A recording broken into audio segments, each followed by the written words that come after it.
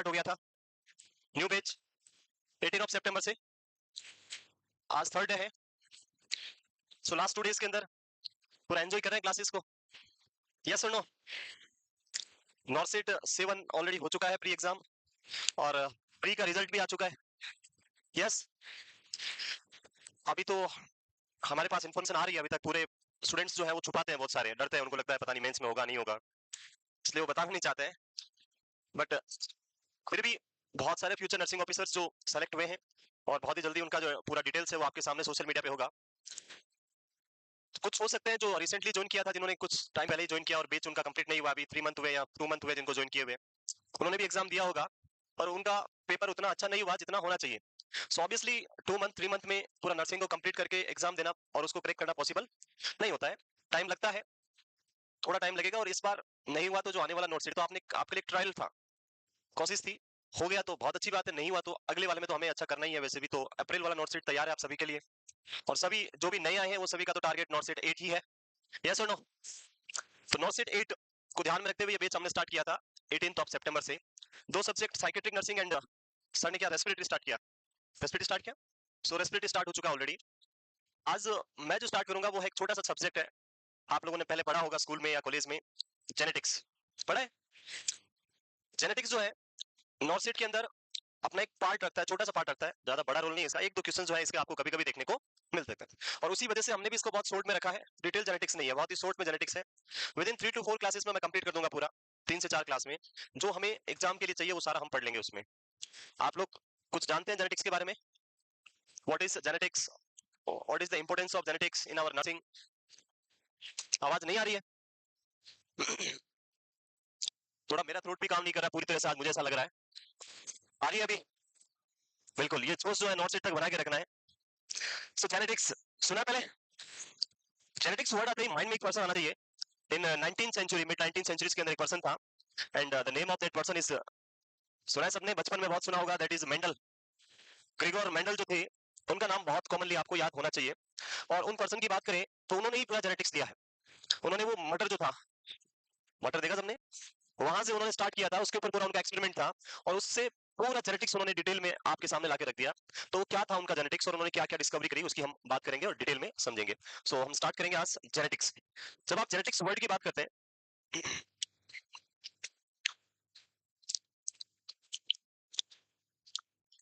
Even जब hospital में मैं जाता हूँ तो वहां भी मुझे कोई नहीं जानता है, क्योंकि मैं किसी के सामने नहीं जाता हूँ।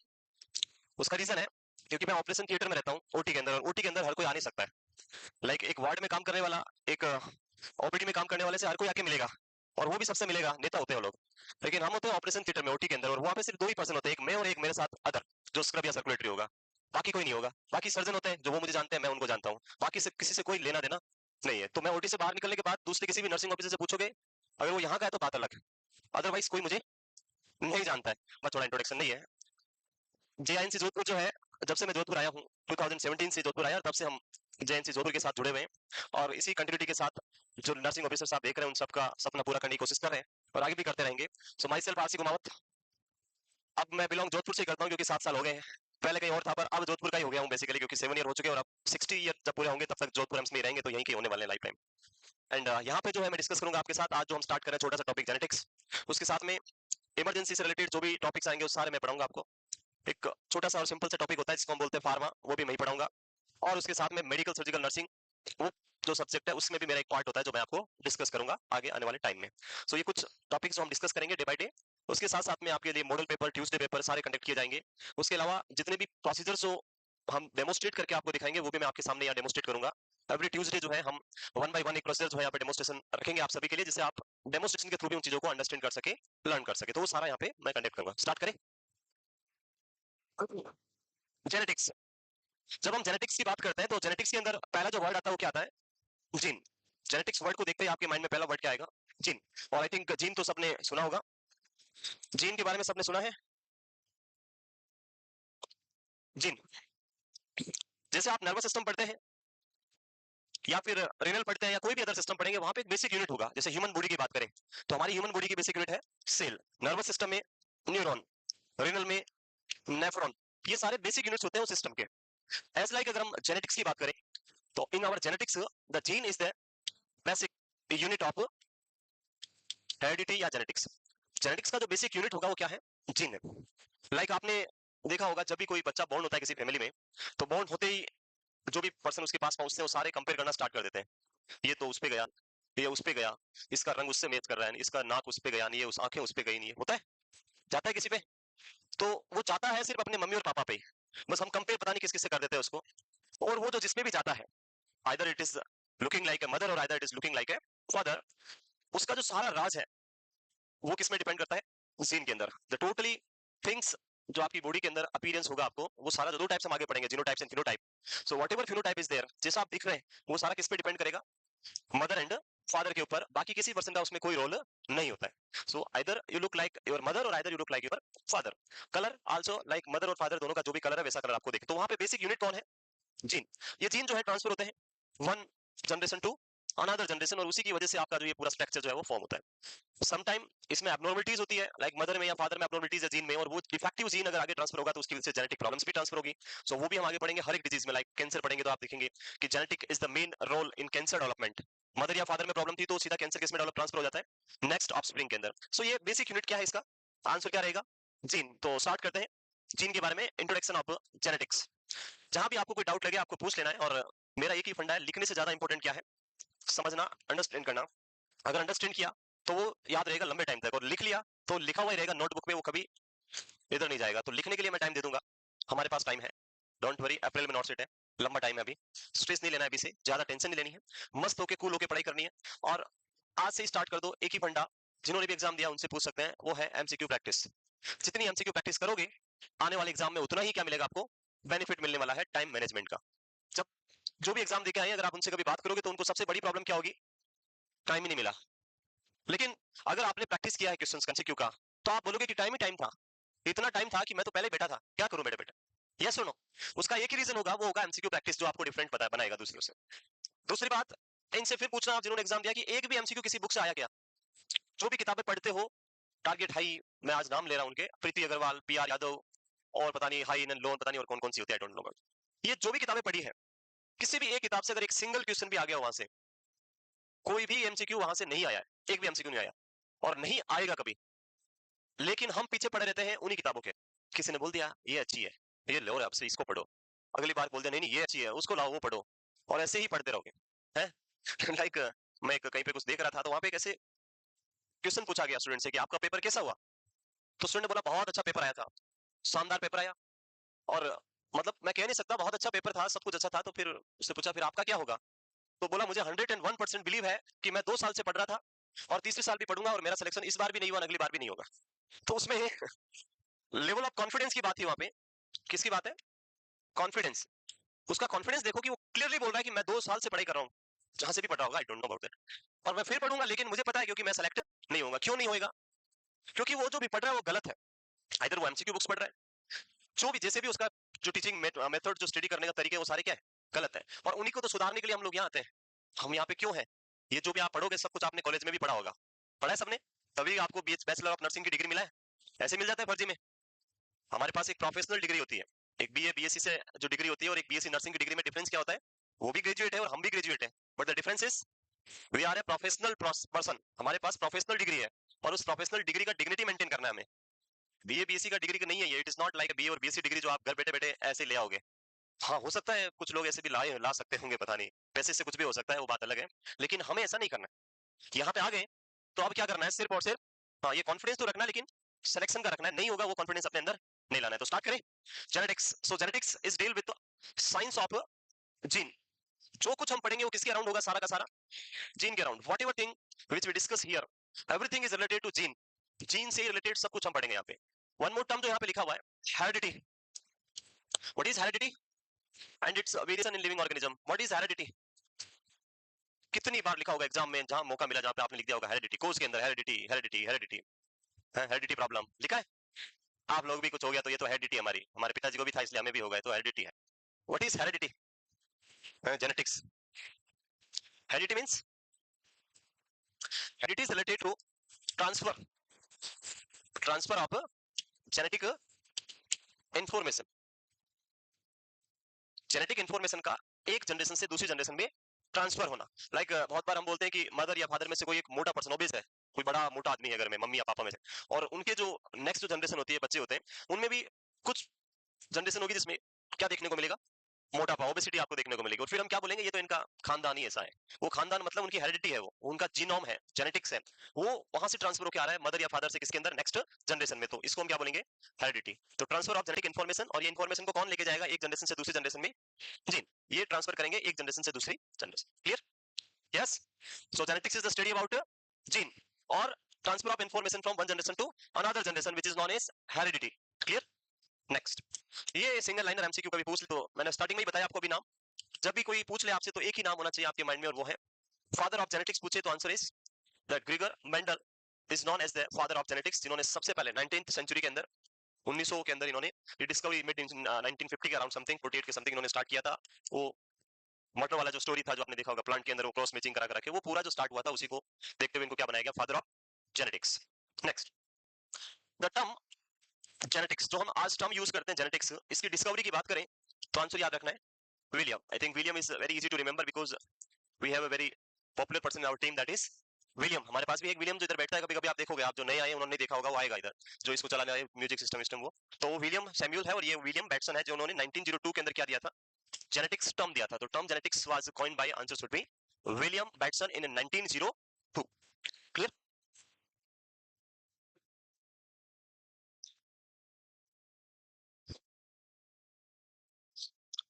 क्वालिफाइड कोई आए हैं, प्री क्वालिफाइड? सब वो तो आएंगे नहीं अभी, 1 2 1 एक ही है, बाकी सब आराम दो, बाकी लोग रेस्ट कर रहे हैं। दिस इज द डिफरेंस, ये भी एक डिफरेंस होता है। अपने अंदर उनको लगता है प्री हो गया तो आप तो मेंस तो हम कर ही लेंगे, बिल्कुल आप करो, आपके अंदर कॉन्फिडेंस है, बहुत अच्छी बात है। और जो भी क्वालिफाइड है उन सभी के लिए बहुत ही जल्दी एक नया बैच स्टार्ट होगा, अचीवर्स बैच। प्री वालों के लिए क्या स्टार्ट होगा, क्वालिफाई वालों के लिए अचीवर्स बैच, मोस्टली भी स्टार्टिंग फ्रॉम 23rd ऑफ सितंबर। आज 20 है, 23rd से हम स्टार्ट करेंगे, 10 डेज का ये बैच होगा। और जो भी प्री क्वालिफाइड है उन सब के लिए फ्री होगा, कोई चार्जेस नहीं है उसका। और 4th ऑफ अक्टूबर यानी 2nd ऑफ अक्टूबर को कंप्लीट हो जाएगा, और 4th ऑफ अक्टूबर को आपका एग्जाम है। 4 को ही है, 4th अक्टूबर को एग्जाम। ओके, लिख लिए, मूव करें। नेक्स्ट, नहीं लिखा? नेक्स्ट, घर जाके रटना नहीं है इन चीजों को, है ना? बुक को ले, नोटबुक को लेकर आज भी आई हैं, लेकर रटने लग जाओ इसको। बीएससी वाले आ गए हैं? कौन मोबाइल देखता है पीछे? बीएससी वाले कौन मोबाइल देखते हैं? हमारे इधर वाले जो 4th ईयर वाले बच्चे हैं, 3 ही है। 3rd ईयर वाले देखते हैं? अभी मेरा स्पेसिफिक जो मेरी 4 आंखें उनमें से 2 आंखें उन्हीं के ऊपर है सारी, है ना? मोबाइल नहीं लाते तो अच्छी बात है। Next, during mid 19th century यानी 1950, Gregor Mendel observed that certain features pass from parents to their children और ऑफस्प्रिंग। सो जो उन्होंने एक एक्सपेरिमेंट किया था, उसी एक्सपेरिमेंट के बेसिस पे उन्होंने बताया इन 19 मिड सेंचुरी यानी 1950 के अंदर, certain features pass from parents to their children. ये पेरेंट्स, मदर और फादर, शादी करा दी, ये इनके बच्चे। सो ये जो ट्रांसफॉर्मेशन होता है, यहाँ से जो भी मटेरियल यहाँ से इनके अंदर क्या होता है, ट्रांसफर होता है। ये किसने बताया था? मेंडल ने, ग्रेगर मेंडल ने, मिड 19th सेंचुरी के अंदर। और इसको हम किसमें पढ़ेंगे पूरा इस ट्रांसफॉर्मेशन को, जेनेटिक्स के अंदर। A child usually look like their parents and is due to inheritance of certain characteristics from inheritance, अभी बताया था heredity, that is inheritance of certain characteristics from parents to their children. This transmission of characteristics from parents to children is known as heredity. So what is heredity already लिख लिया आप लोगों ने। जो भी जेनेटिक इन्फॉर्मेशन है उनका अपने पेरेंट्स से किसमें ट्रांसफर होना, नेक्स्ट जनरेशन में ट्रांसफर होना, that is known as heredity. और इनहेरिटेंस यानी एक से दूसरे में ट्रांसफर होना। और ये सारा जो हम पढ़ रहे हैं किसने दिया था, ग्रेगर मेंडल ने बताया। सब कुछ ट्रांसफर होता है, अपने माता पिता की तरह दिखते हैं, आप हूबहू दिख रहे हैं उनकी तरह, और ये ट्रांसफॉर्मेशन क्या होगा, हेरिडिटी है। क्लियर है? यस और नो? जेनेटिक्स, जेनेटिक इंजीनियरिंग जो है बहुत ही इंटरेस्टिंग टॉपिक और इंटरेस्टिंग सब्जेक्ट होता है। और स्टार्टिंग में ऐसा हुआ कि आप एक सिंगल सेल से क्या कर सकते हैं, हूबहू वैसा का वैसा पर्सन बना सकते हैं, आदमी बना सकते हैं पूरा, लाइक एक और मेरा जैसा खड़ा कर सकते हैं यहाँ पे। बट वो गवर्नमेंट ऑफ इंडिया, गवर्नमेंट जो है उन्होंने क्या कर दिया, उसको इलीगल बताया और उसको ब्लॉक बैन कर दिया कि कभी भी हम जीन या सेल से कभी भी ऐसा न्यू लिविंग ऑर्गेनिज्म फॉर्म नहीं कर सकते और नहीं करेंगे। सो ये सारा पॉसिबल किसकी वजह से हुआ, जेनेटिक्स की वजह से। तो जेनेटिक्स इंपॉर्टेंट रोल है कि नहीं लाइफ में, है कि नहीं है? जेनेटिक्स किसी को अच्छा लगता है, किसी को नहीं लगता है। लाइक कलर, किसी का डार्क कलर होता है, किसी का फेयर कलर होता है। जब डार्क कलर होता है किसी को वो अच्छा लगता है, किसी को नहीं लगता है। फेयर कलर होता है किसी को अच्छा लगता है, किसी को नहीं लगता है। यस और नो? सर फेयर तो सबको अच्छा ही लगता है, क्यों अच्छा नहीं लगेगा? तो ज्यादा फेयर होना भी अच्छा नहीं होता है, क्योंकि there will be higher chance for developing cancer. Very good. Next move करें। क्लियर?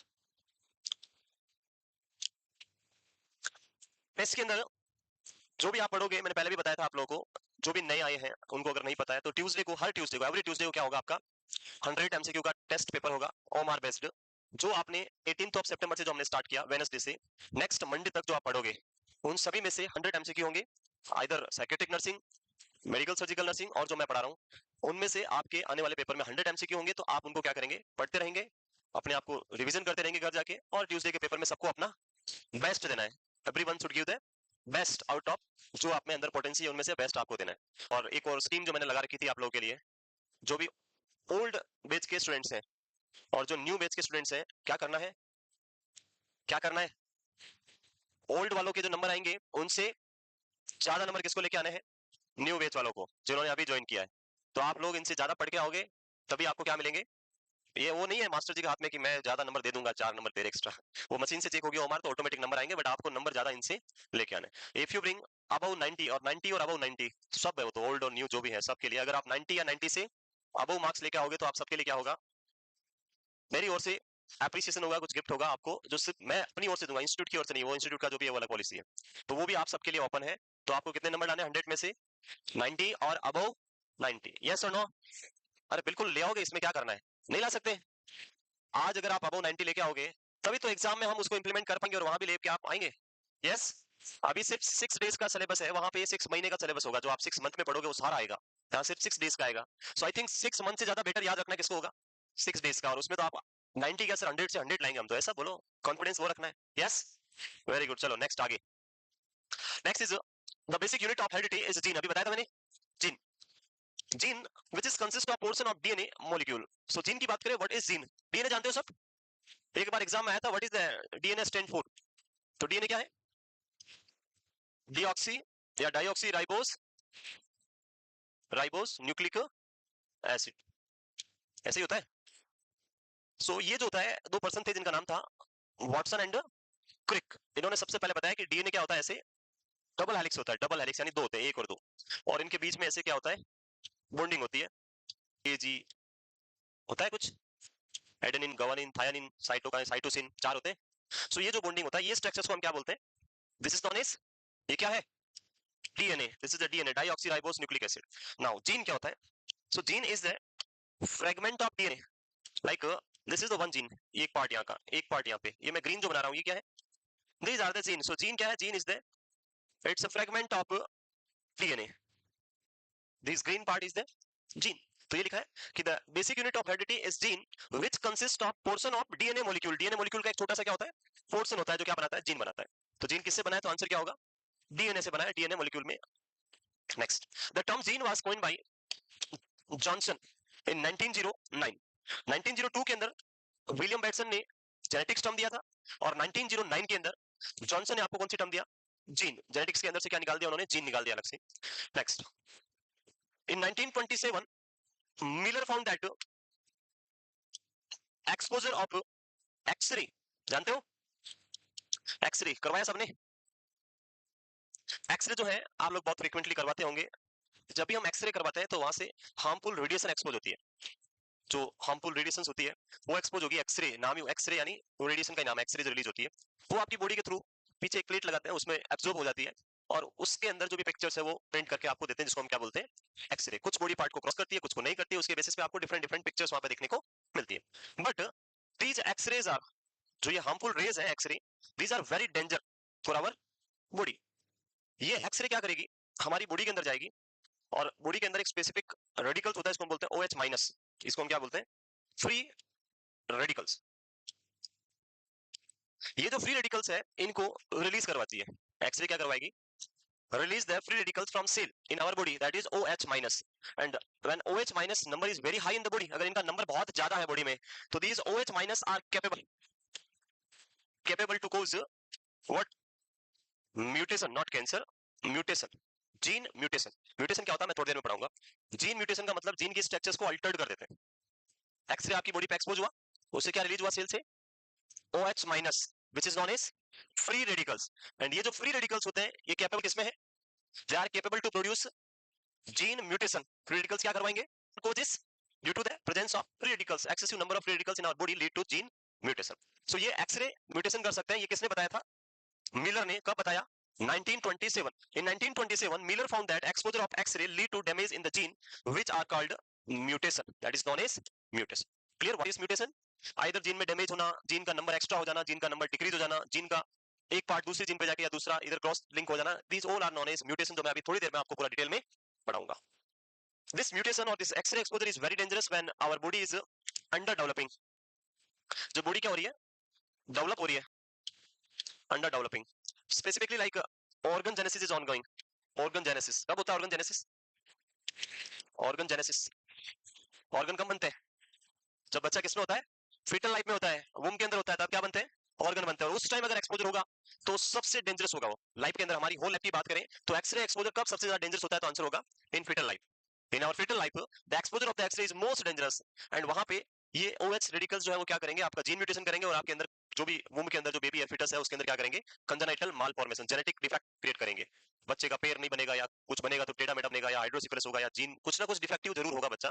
किडनी में एब्नॉर्मलिटीज हो सकती है, ब्रेन में एब्नॉर्मलिटीज हो सकती है. तो इसीलिए ये बताया बोला जाता है इन केस ऑफ प्रेगनेंसी, जब भी कोई प्रेगनेंसी वाली स्टेट है तो कभी भी एक्सरे एक्सपोजर वहां पे नहीं किया जाता. X-ray is completely contraindicated in pregnancy because during pregnancy organ genesis is ongoing, development is ongoing. And अगर एक्सरे एक्सपोज किया तो बच्चे के अंदर क्या हो सकता है? कंजेनाइटल मालफॉर्मेशन हो सकता है. तो x-ray is completely contraindicated in case of pregnancy. X-ray का मतलब नहीं सिर्फ चेस्ट एक्सरे या बोन एक्सरे जो आप कर रहे हैं. एक्सरे का मतलब जहां भी हार्मफुल एक्सरे हो गया, जैसे आप नॉर्मल एक्सरे उसके साथ में आपका सीटी स्कैन. सीटी स्कैन होता है, एक्सरे होती नहीं थी यहाँ पे. सीटी में होता है. MRI नहीं होता है. MRI कर सकते हैं. USG सारी इमेजिंग स्टडीज है. All are the radiological imaging stages. क्या क्या कर सकते हैं यहाँ पे से? MRI कर सकते हैं, USG कर सकते हैं because both test are having no use of radiation. दोनों में रेडिएशन यूज नहीं होती है यहाँ पे. MRI के अंदर हम मैग्नेटिक फील्ड क्रिएट करके पिक्चर क्रिएट करते हैं और USG जो है वो अल्ट्रासोनिक वेव के बेसिस पे वर्क करता है. वहां पर रेडिएशन नहीं होती, एक्सरे नहीं होता है. एक्सरे और जो हम सीटी स्कैन करते हैं वहां पे आपको क्या करना है, ये ध्यान रखना है. वहां पे ये प्रॉब्लम्स आपको देखने को मिल सकती है. Next, the next one is in 1953, जो मैंने अभी थोड़ी देर पहले बताया था, Watson and Crick discovered double helix method of DNA. So DNA का जो डबल हेलिक्स मैंने बनाया था अभी, ये डबल हेलिक्स किसने दिया? तो आंसर याद रखना है वाटसन एंड क्रिक ने. और कब दिया था? 1953 के अंदर सबसे पहले ये डबल हेलिक्स जो है बनाया गया था DNA का.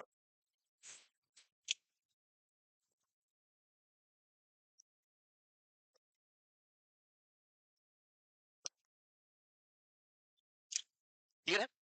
याद रहेगा DNA का डबल हेलिक्स जो मॉडल हम पढ़ते हैं वो किसने दिया था? तो आंसर होगा वाटसन एंड क्रिक, जिन्होंने ये डबल हेलिक्स मॉडल दिया था. और इन दोनों ने 1953 के अंदर ये बताया था. In 1956, there are two persons which is known as Tizo and Levan. Name of the person is Tizo and Levan, who demonstrate the actual number of chromosome in human as 46. अगर हम ह्यूमन बीइंग की बात करें, not animal, हम किसकी बात करें? Human की बात करें तो आपकी बॉडी के अंदर नंबर ऑफ क्रोमोसोम्स कितने हैं? Answer should B 46 which is known as N. 46 N का मतलब सिंगल. और अगर हम बात करें DNA जो क्रोमोसोम्स हैं इनकी, तो ये हमेशा किस फॉर्म में रहते हैं? They are present in paired form except in which cell? Except in which cell? They are present in paired form in every cell except in germ cell, the sperm and ovum. वहां पे किसमें होते हैं? Single होते हैं, double नहीं होते, paired नहीं होते हैं. सो जब हम ह्यूमन के अंदर क्रोमोसोम्स की बात करते हैं तो नंबर कितने हो गए आपके पास? 46. और वी कैन से 23 पेयर. जो ये पेयर में होते हैं इनको हम लिखते हैं 2N. N का मतलब होता है 23 मल्टीप्लाई बाई 2. तो आंसर कितना हो जाएगा? ये 46. सो ये पेयर के अंदर आपसे पूछे तो आंसर क्या लिखना है? 23. और अगर सिंगल नंबर पूछे तो आंसर देना है 46. जितने भी क्रोमोसोम्स हम पढ़ रहे हैं 46 क्रोमोसोम, इन 46 क्रोमोसोम्स या 23 पेयर को हम दो पार्ट में डिवाइड करेंगे. Okay, I will divide here in the detail. So chromosomes, number of chromosomes की बात करें, answer should B 46. They will be divided into two part. One is autosome and second one is allosome. Number of autosomes की बात करें तो ये होते हैं 44x.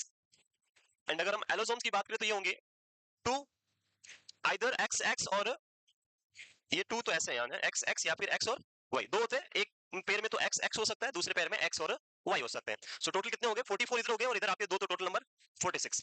जो एलोसोम है और ऑटोसोम की बात करें, ऑटोसोम जो है ये आपकी जो बॉडी का फिजिकल स्ट्रक्चर जो है आपका, जिसको हम बोलते हैं फिनोटाइप, आगे मैं पढ़ाऊंगा अभी, यानी आपकी बॉडी के अंदर ये नोज कैसा बनाना है, हेयर कैसे बनाना है, आंखें कैसी होनी चाहिए, जो भी फिजिकल अपीयरेंस सारा, ये सारा किसकी वजह से आता है?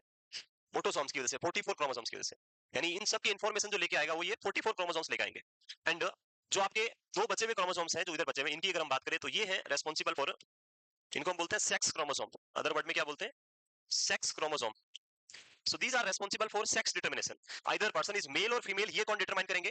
Allosome. If it is XX, then it is female. And if it is X and Y, then it is male. So ये जो determination होता है ये किसके थ्रू होगा? आंसर होगा एलोसोम की वजह से। और इधर ऑटोसोम आपकी पूरी बॉडी की जो स्ट्रक्चर है वो फॉर्म करने में आपका रोल प्ले करेंगे। क्लियर? तो नंबर ऑफ क्रोमोसोम्स 44। किसने बताया था ये? किसने बताया था? अभी बताया मैंने, टीजो एंड लेवान, जिन्होंने डेमोस्ट्रेट किया और बताया था number of chromosomes is 46। Clear यार? लिख लिया?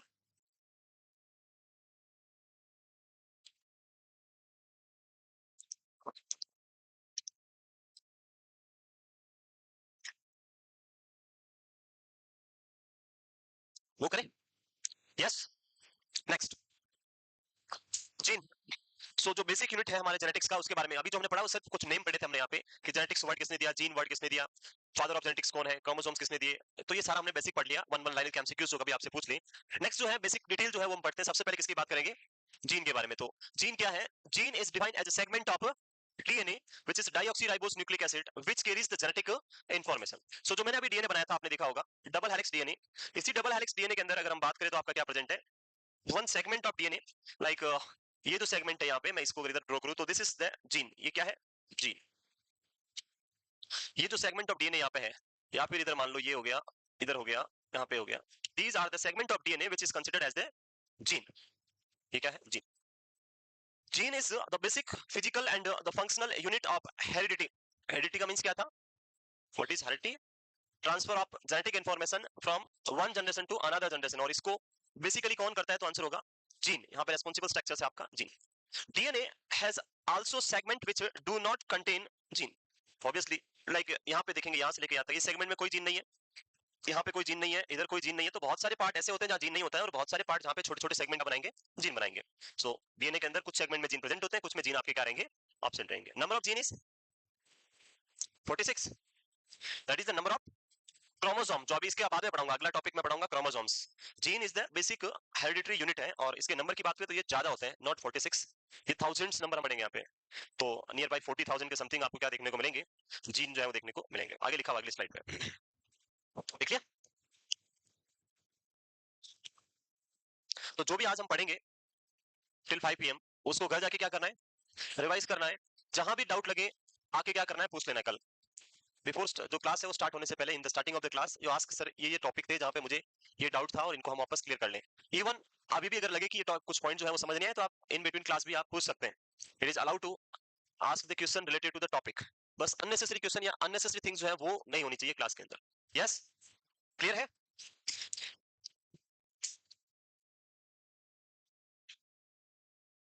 लिख लिया? वो करें? आ गया समझ में? जीन क्या है?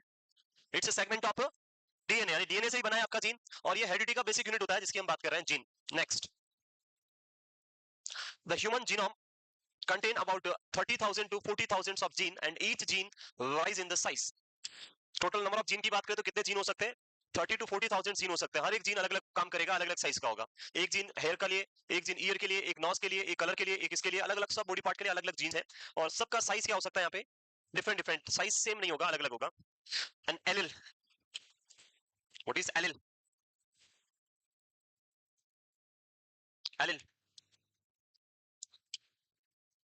Allele is the, allele is the copy of gene. What is allele? तो आंसर क्या होगा? Copy of gene. लाइक यहाँ पे हम जीन लिखते हैं, जैसे ये है जीन एक्स। इस जीन एक्स की दो कॉपी हो सकती है, तीन चार मल्टीपल कॉपीज हो सकती है। ऐसा नहीं कि एक से दो ही कॉपी होगा, कितनी भी कॉपी हो सकता है, बट एक से ज्यादा है तो क्या होगा? एलिल होंगे। Copies of gene are known as allele. For example ये जो मैंने अलग अलग एलिल बनाया यहाँ पे, जैसे ये पहला है, इसको हम बोलेंगे एक्स ए, एक्स बी, एक्स सी, आई। आई के अंदर कलर होता है? कलर होता है नहीं होता है? कलरिंग पार्ट होता है, किसी का ब्लैक होता है, किसी का ब्राउन होता है, किसी का ग्रीन होता है, किसी का व्हाइट होता है, अलग अलग कलर होते हैं। व्हाइट तो दिखेगा नहीं, व्हाइट नहीं है। हाँ, so X gene is responsible for your eye colour. X A is responsible for black colour, X B is responsible for green colour, X C is responsible for brown colour.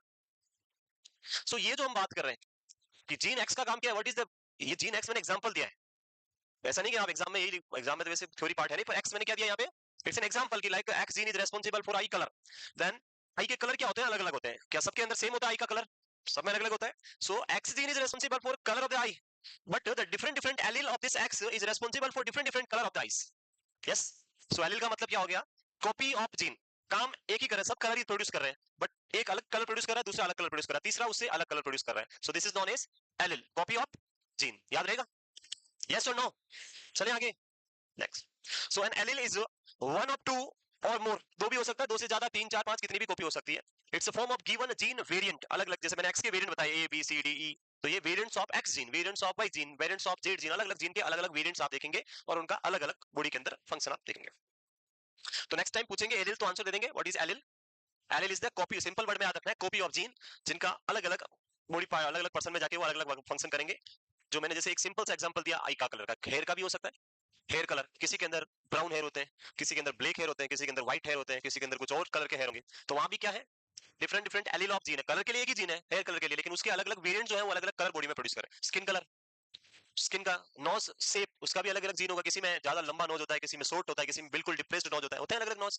तो वो क्या gene के different different allele है जो अलग अलग body के अंदर अलग अलग साइज शेप या कलर प्रोड्यूस कर रहे हैं अलग अलग इंडिविजुअल्स के अंदर। Next, each allele determine as single inherited characteristics in an individual, हर एक इंडिविजुअल्स के अंदर एक सिंगल कैरेक्टरिस्टिक्स को वो इनहेरिट करेगा, इनहेरिट करना यानी पेरेंट्स से लेके किस में लेके जाएगा, उनकी नेक्स्ट जनरेशन के अंदर ट्रांसफर करेगा, तो हर एक एलील का अलग अलग इनहेरिटेंस में वर्क होगा।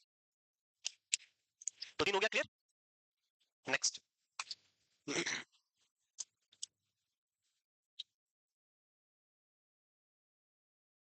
मूव करें,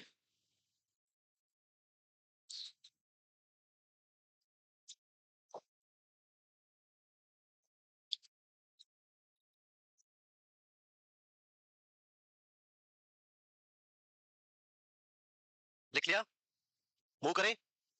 Each allele determine a single inherited characteristics in an individual. Next.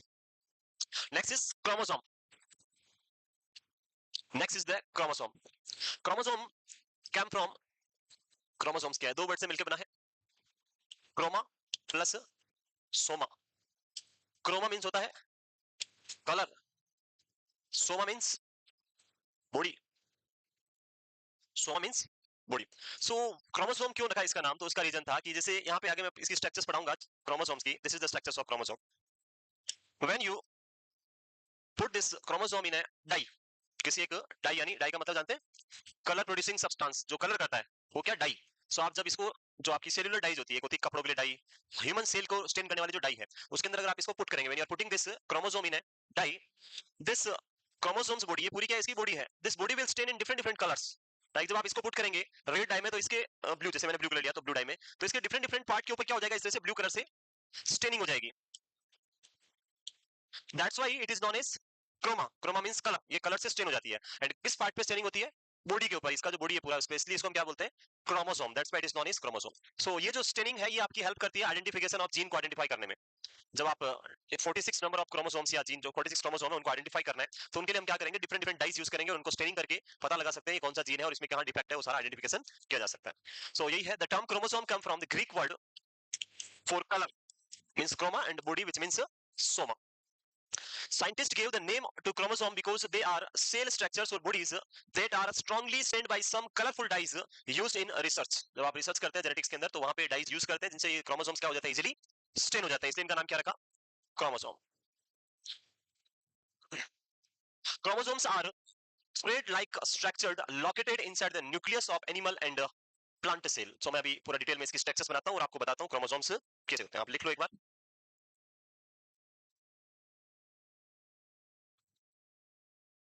आ रहा है समझ में, यस।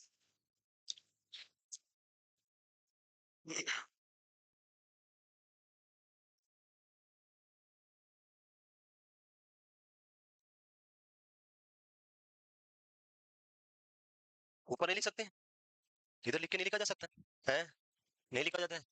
अरे आप लोग को आगे देखना है भाई, आगे देखो, उधर है बोर्ड, टीवी सब आगे है।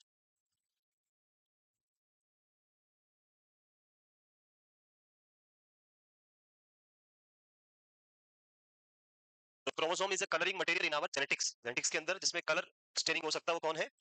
क्रोमोसोम से।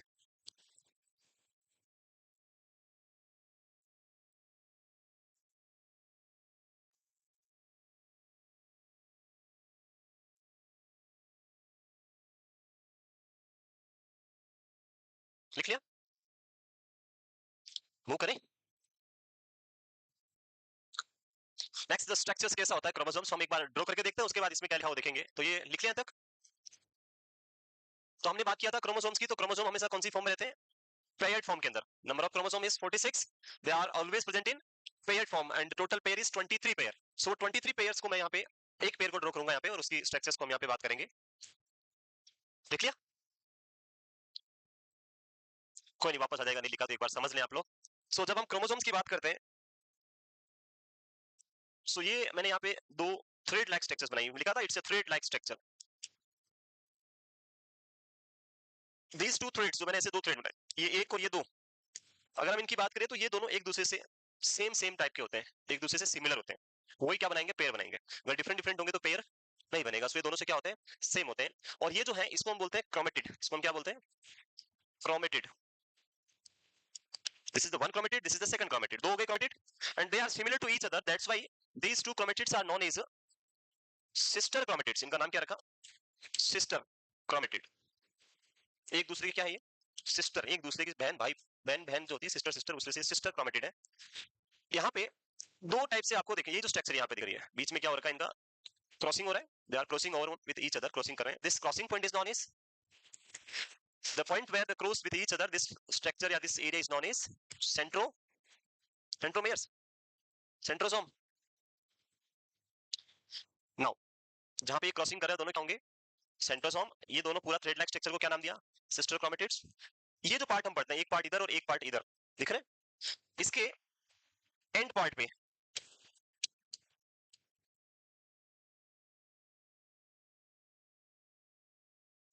ये क्या है? ये मैंने छोटे छोटे बनाए हैं, थोड़े बड़े होते हैं वैसे। क्या है ये? टीलो, टीलो, आगे टीलोमेयर्स। सेंट्रोसोम, इसको मदरवर्ड में और क्या लिख सकते हैं? दोनों एक ही जगह होते हैं, सेंट्रोमेयर्स और सेंट्रोसोम। और ये दोनों स्ट्रक्चर्स होती है वो किसमें एब्सेंट होती है? ह्यूमन के अंदर, न्यूरॉन के अंदर ये दोनों में क्या होता है?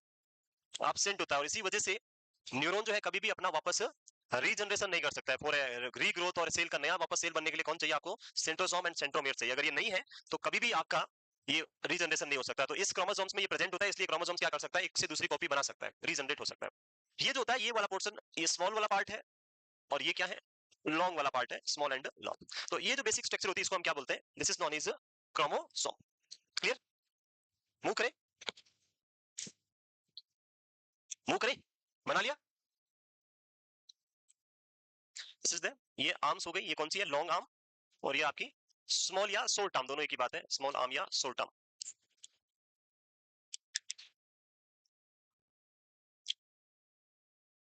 लिख लिया? बना लिया? क्रोमोसोम्स पार्ट्स की बात करें तो बेसिक पार्ट क्या है? दो क्रोमेटिड्स है। जब क्रोमेटिड्स एक दूसरे से क्रॉस ओवर करेंगे तो क्या पॉइंट बनेगा यहाँ पे? सेंट्रोसोम या सेंट्रोमेयर्स। और इनके जो ये एंड पार्ट है यहाँ पे आपको क्या देखने को मिल रहा है? टेलोमेयर्स, जो छोटे छोटे ब्लू मैंने बनाए टेलोमेयर्स। और बाकी ये दोनों आर्म है इसकी, एक तरफ शॉर्ट आर्म है और एक तरफ आपकी लॉन्ग आर्म है। इनका जो मेन इंपॉर्टेंस होता है जब हम आगे पढ़ेंगे mitosis and meiosis, cell division, वहां पे ये इंपॉर्टेंट रोल प्ले करेंगे, जो मैं आपको आगे पढ़ाऊंगा।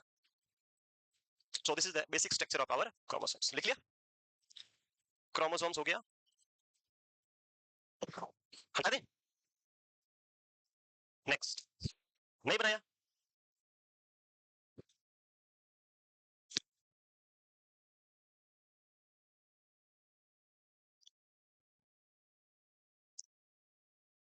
बना लिया? मूव करें? Next, next point, each chromosome is made of protein and a single molecule of deoxyribose nucleic acid. So जो डीएनए होता है उसी से क्या बना होता है आपका ये क्रोमोसोम्स बनता है। सिंगल कर दो तो डीएनए, आपका डीएनए को जो डबल हेलिक्स है उसको सिंगल सिंगल कर देंगे, उससे क्या बन जाएगा? आपका आपका क्रोमोसोम्स फॉर्म हो जाएगा।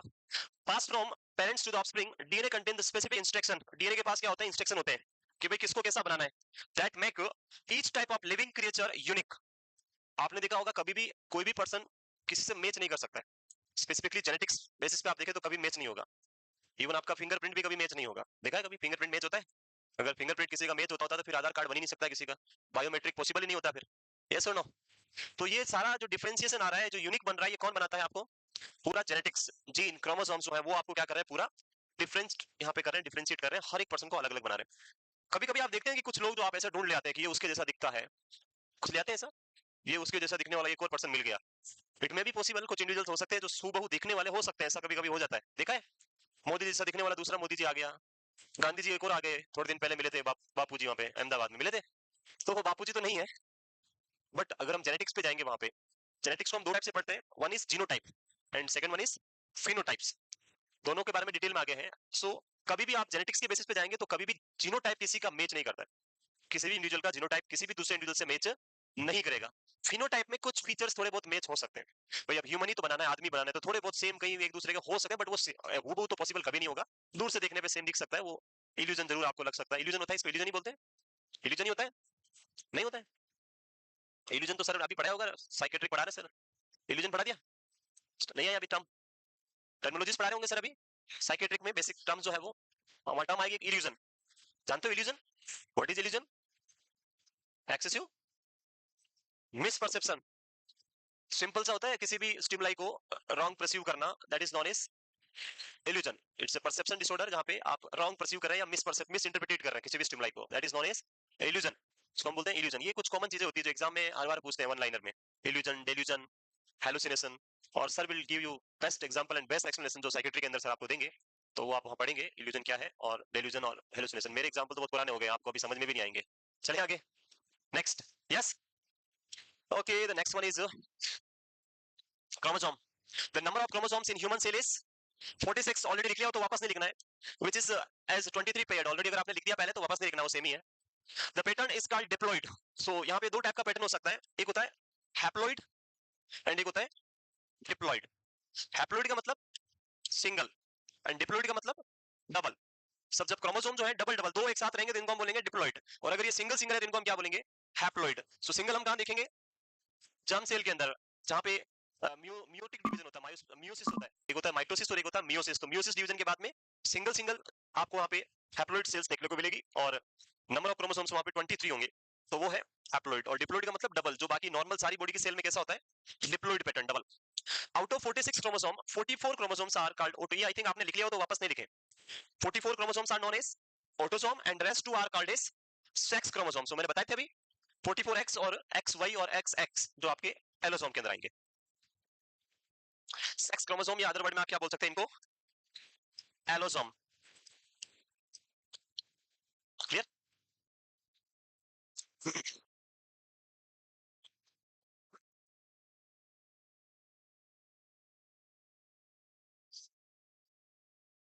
कितने बजे आ जाते हैं आप लोग यहाँ पे?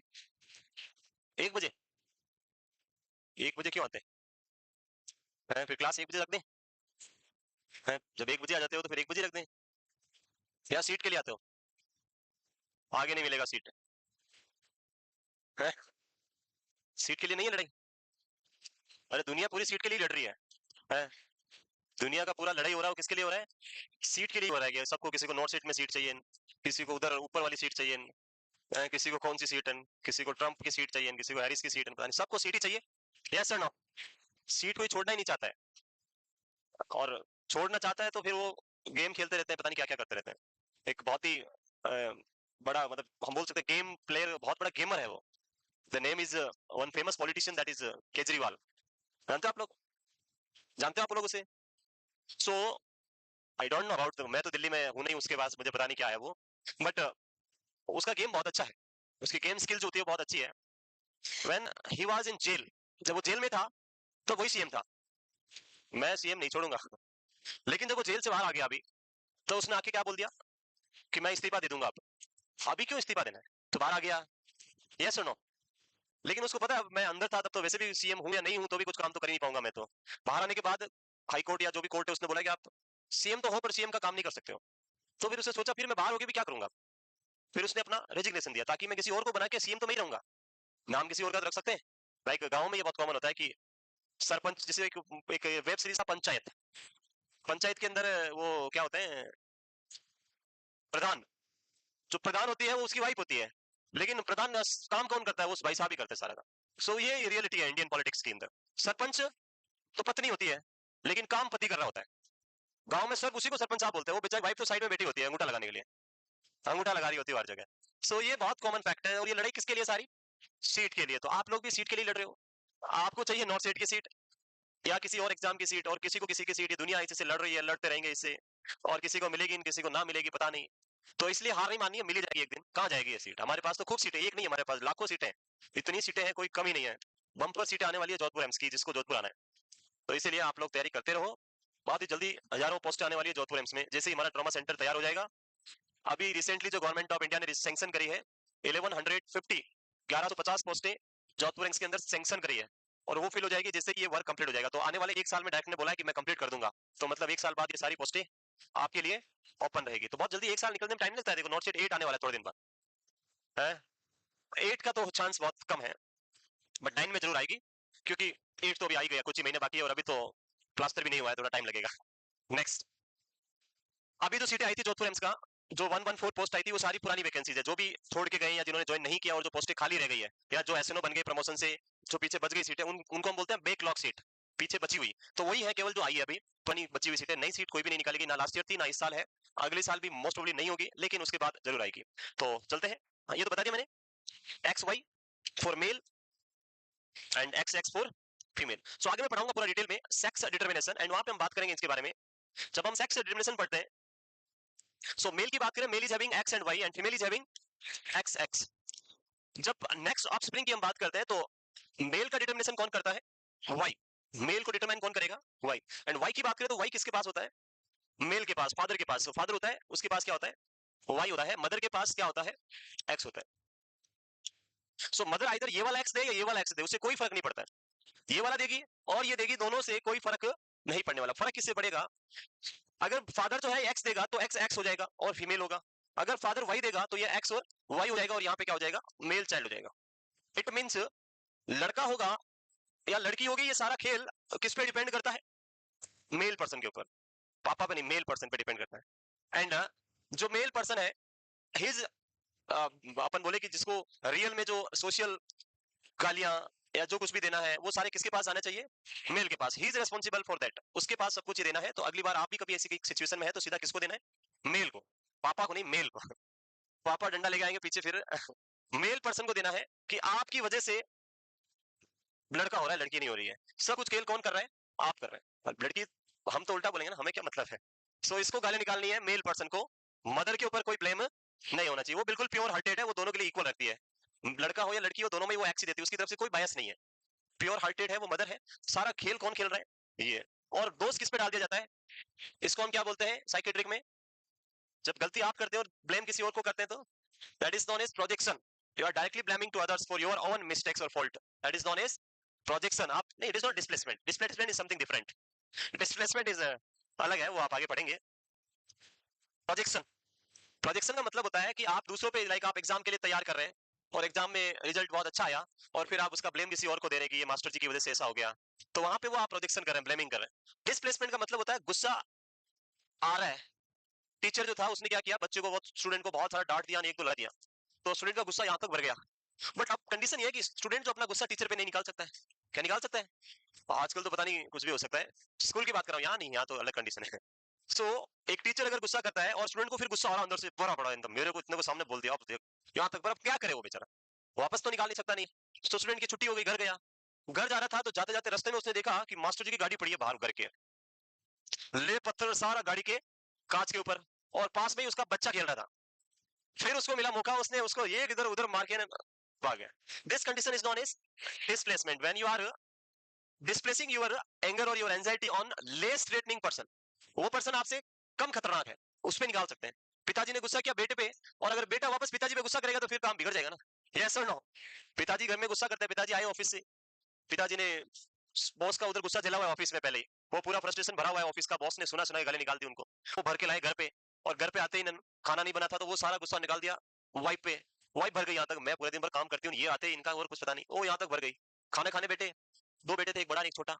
बड़े बेटा खाना खा रहा था, खाते खाते हाथ से चम्मच नीचे गिर गया, मम्मी को मिला मौका, मम्मी ने दे दनादन वहीं पे उसको खाने का मैनर्स नहीं तेरे में अभी तक, इतना बड़ा हो गया ऐसे ऐसे। अब मेरा जो गुस्सा था वो बॉस से एम्प्लॉय पे, एम्प्लॉय से वाइफ पे, वाइफ से बड़े बेटे में। अब बड़ा बेटा क्या करे, ना मम्मी पे निकाल सकता है, ना पापा पे निकाल सकता है, ना बॉस पे निकाल सकता। कर गए, शाम हुआ, दोनों भाई जो है वो पढ़ रहे थे बेटे बेटे, छोटा आके पूछा भैया ये थोड़ा समझ में नहीं आ रहा है। भैया को आया मौका, भैया ने इधर तेरे को इतना नहीं आता है, क्या करता है तू, इतने साल पढ़ रहा है, क्या कर रहा है, उसको पीट दिया बेचारे। वो बेचारा अब सबसे छोटा इतना भरा गुस्से से, अब वो कहाँ निकाले हैं। वो गया बाहर, बाहर देखा कि उनका कुत्ते का पिल्ला खेल रहा है, हाँ, उसने उसको लगाई कि उधर फेंक दिया। तो this is known as displacement. पर आपको ऐसा नहीं करना है, डिस्प्लेसमेंट है वो अपने ऊपर ही निकालो, अंदर रखो उसको और उसको एग्जाम में निकालो। गुस्से को किस में निकालना है, एग्जाम में बेस्ट रिजल्ट लाके निकालना है। भर के रखो, एग्जाम में बेस्ट रिजल्ट लाओ, सब ठीक हो जाएगा। तो चले आगे, और बाकी ये सारा कौन पढ़ाएंगे आपको, सर पढ़ाएंगे आगे डिटेल में। स्ट्रक्चर्स हमने ऑलरेडी बना दिया अभी। Each chromosomes is made up of chromatids, बताया था मैंने अभी। Next, the point eight which both the chromatids cross is called centromere और सेंट्रोसोम। दोनों एक बात है, सेंट्रोमियर सेंट्रोसोम।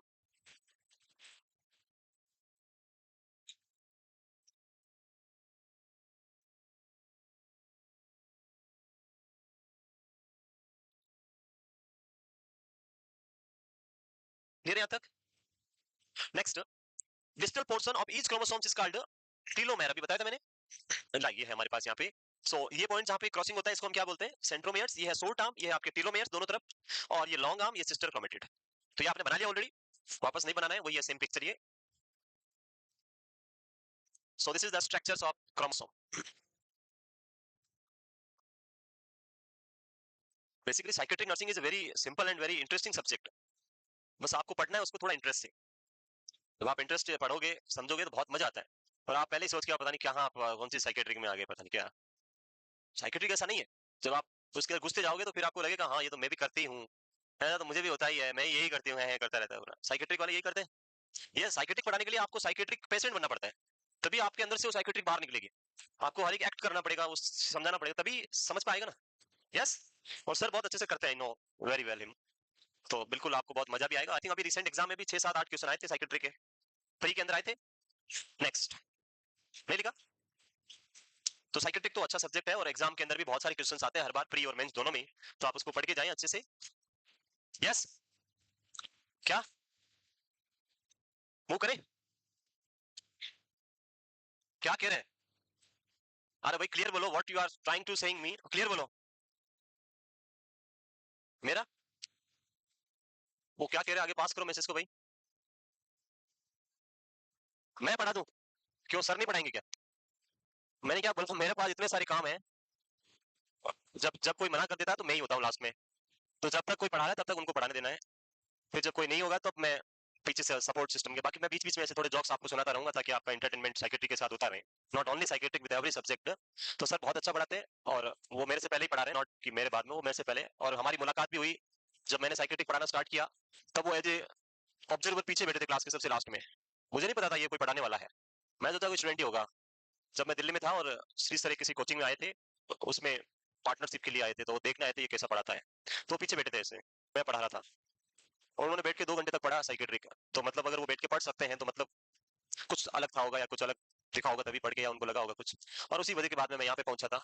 तो वो मेरे से पहले पढ़ा रहे हैं।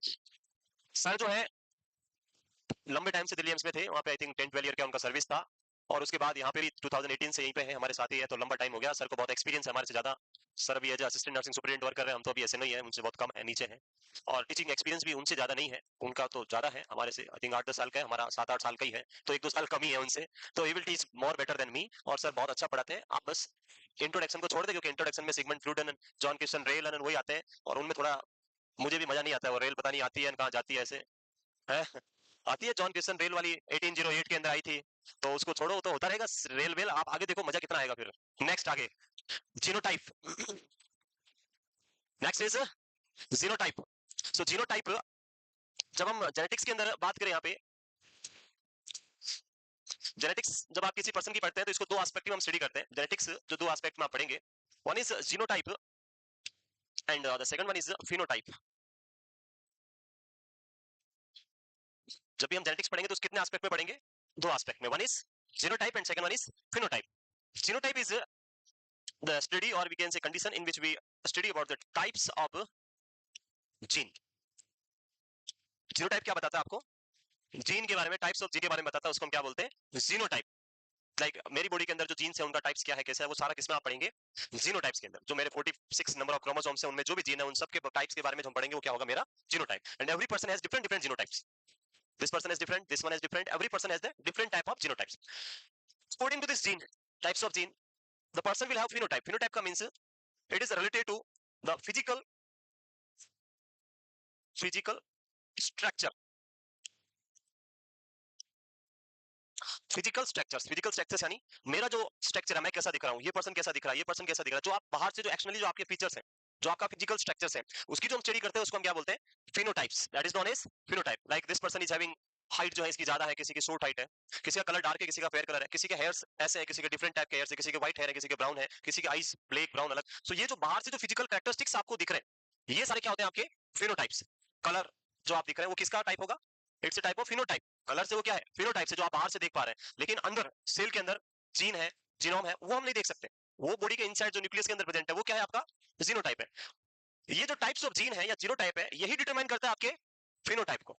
आप कैसे दिखेंगे, आपका अपीयरेंस कैसा होगा, वो किसके ऊपर डिपेंड करेगा, it is totally depend on your genotype. So genotype determine the phenotype. Genotypes और फिनोटाइप्स की अगर हम बात करें तो phenotypes is totally depend on genotypes. समझ गए, जिसको आप देख सकते हैं, जो आपको बाहर से दिख रहा है वो क्या है, आपका फिनोटाइप, और जो नहीं दिख रहा है वो आपका जीनोटाइप। बस है एक दूसरे के डिपेंडेंट ही है। बिना जीनोटाइप के आपका फिजिकल स्ट्रक्चर पॉसिबल नहीं है, बन सकता है क्या, नहीं। लेकिन जो हमें दिख रहा है वो फिनोटाइप्स है, और जो नहीं दिख रहा है वो सारा क्या है, genotypes. Clear. So what is genotype, the genetic makeup of an individual, it's a genetic makeup gene referring to the specific alleles inherited from both parents. Genotypes जो होते हैं वो सारे कहां से आएंगे, अपने पेरेंट्स से, मदर या फादर से, माताजी और पिताजी के थ्रू जो क्रोमोसोम्स आपके अंदर ट्रांसफर हुए हैं वो सारे क्या है आपके जीनोटाइप। जो आपके एलील ट्रांसफर हुए मदर एंड फादर से, वो सारा आपका क्या है, जीनोटाइप है। And according to that allele, the allele will decide your color of the body, color of the hair, color of the eyes, size of the eyes, nose, everything जो आपका बनाएंगे, वो बाहर से जो आप देख पाएंगे वो सारा क्या है, वो phenotype होगा। तो that is known as your phenotype। तो ये है genotypes। क्लियर। कभी कभी एग्जांपल्स पूछ लेते हैं, which of the following is an example of phenotypes। तो वहां पे जो भी ऑप्शंस दिए होंगे उनके अकॉर्डिंग आप वहां पे आंसर्स पुट करेंगे। Clear.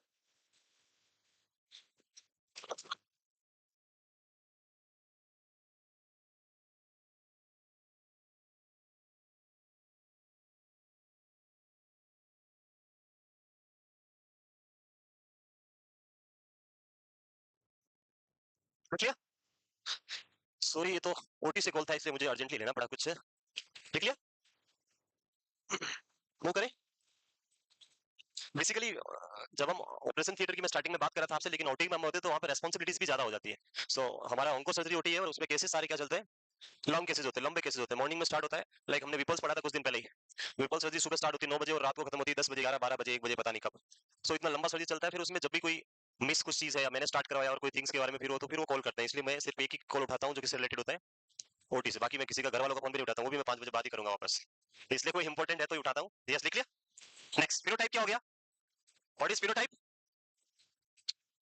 The observable type, physical or biochemical traits of an organism which results from interaction of the genotypes and the environment. So observable यानी जिसको आप ऑब्जर्व कर सकते हैं, देख सकते हैं, वो सारा किसके अंदर आता है, आपका फिनोटाइप के अंदर। और जो जेनेटिक मटेरियल है वो किसमें आएगा, आपके जीनोटाइप के अंदर। और जेनेटिक्स मटेरियल से ही क्या बनेगा, आपका फिनोटाइप बनेगा। सो जेनेटिक्स के अंदर दो aspect, one is phenotype and second one is genotypes. लिख लिया।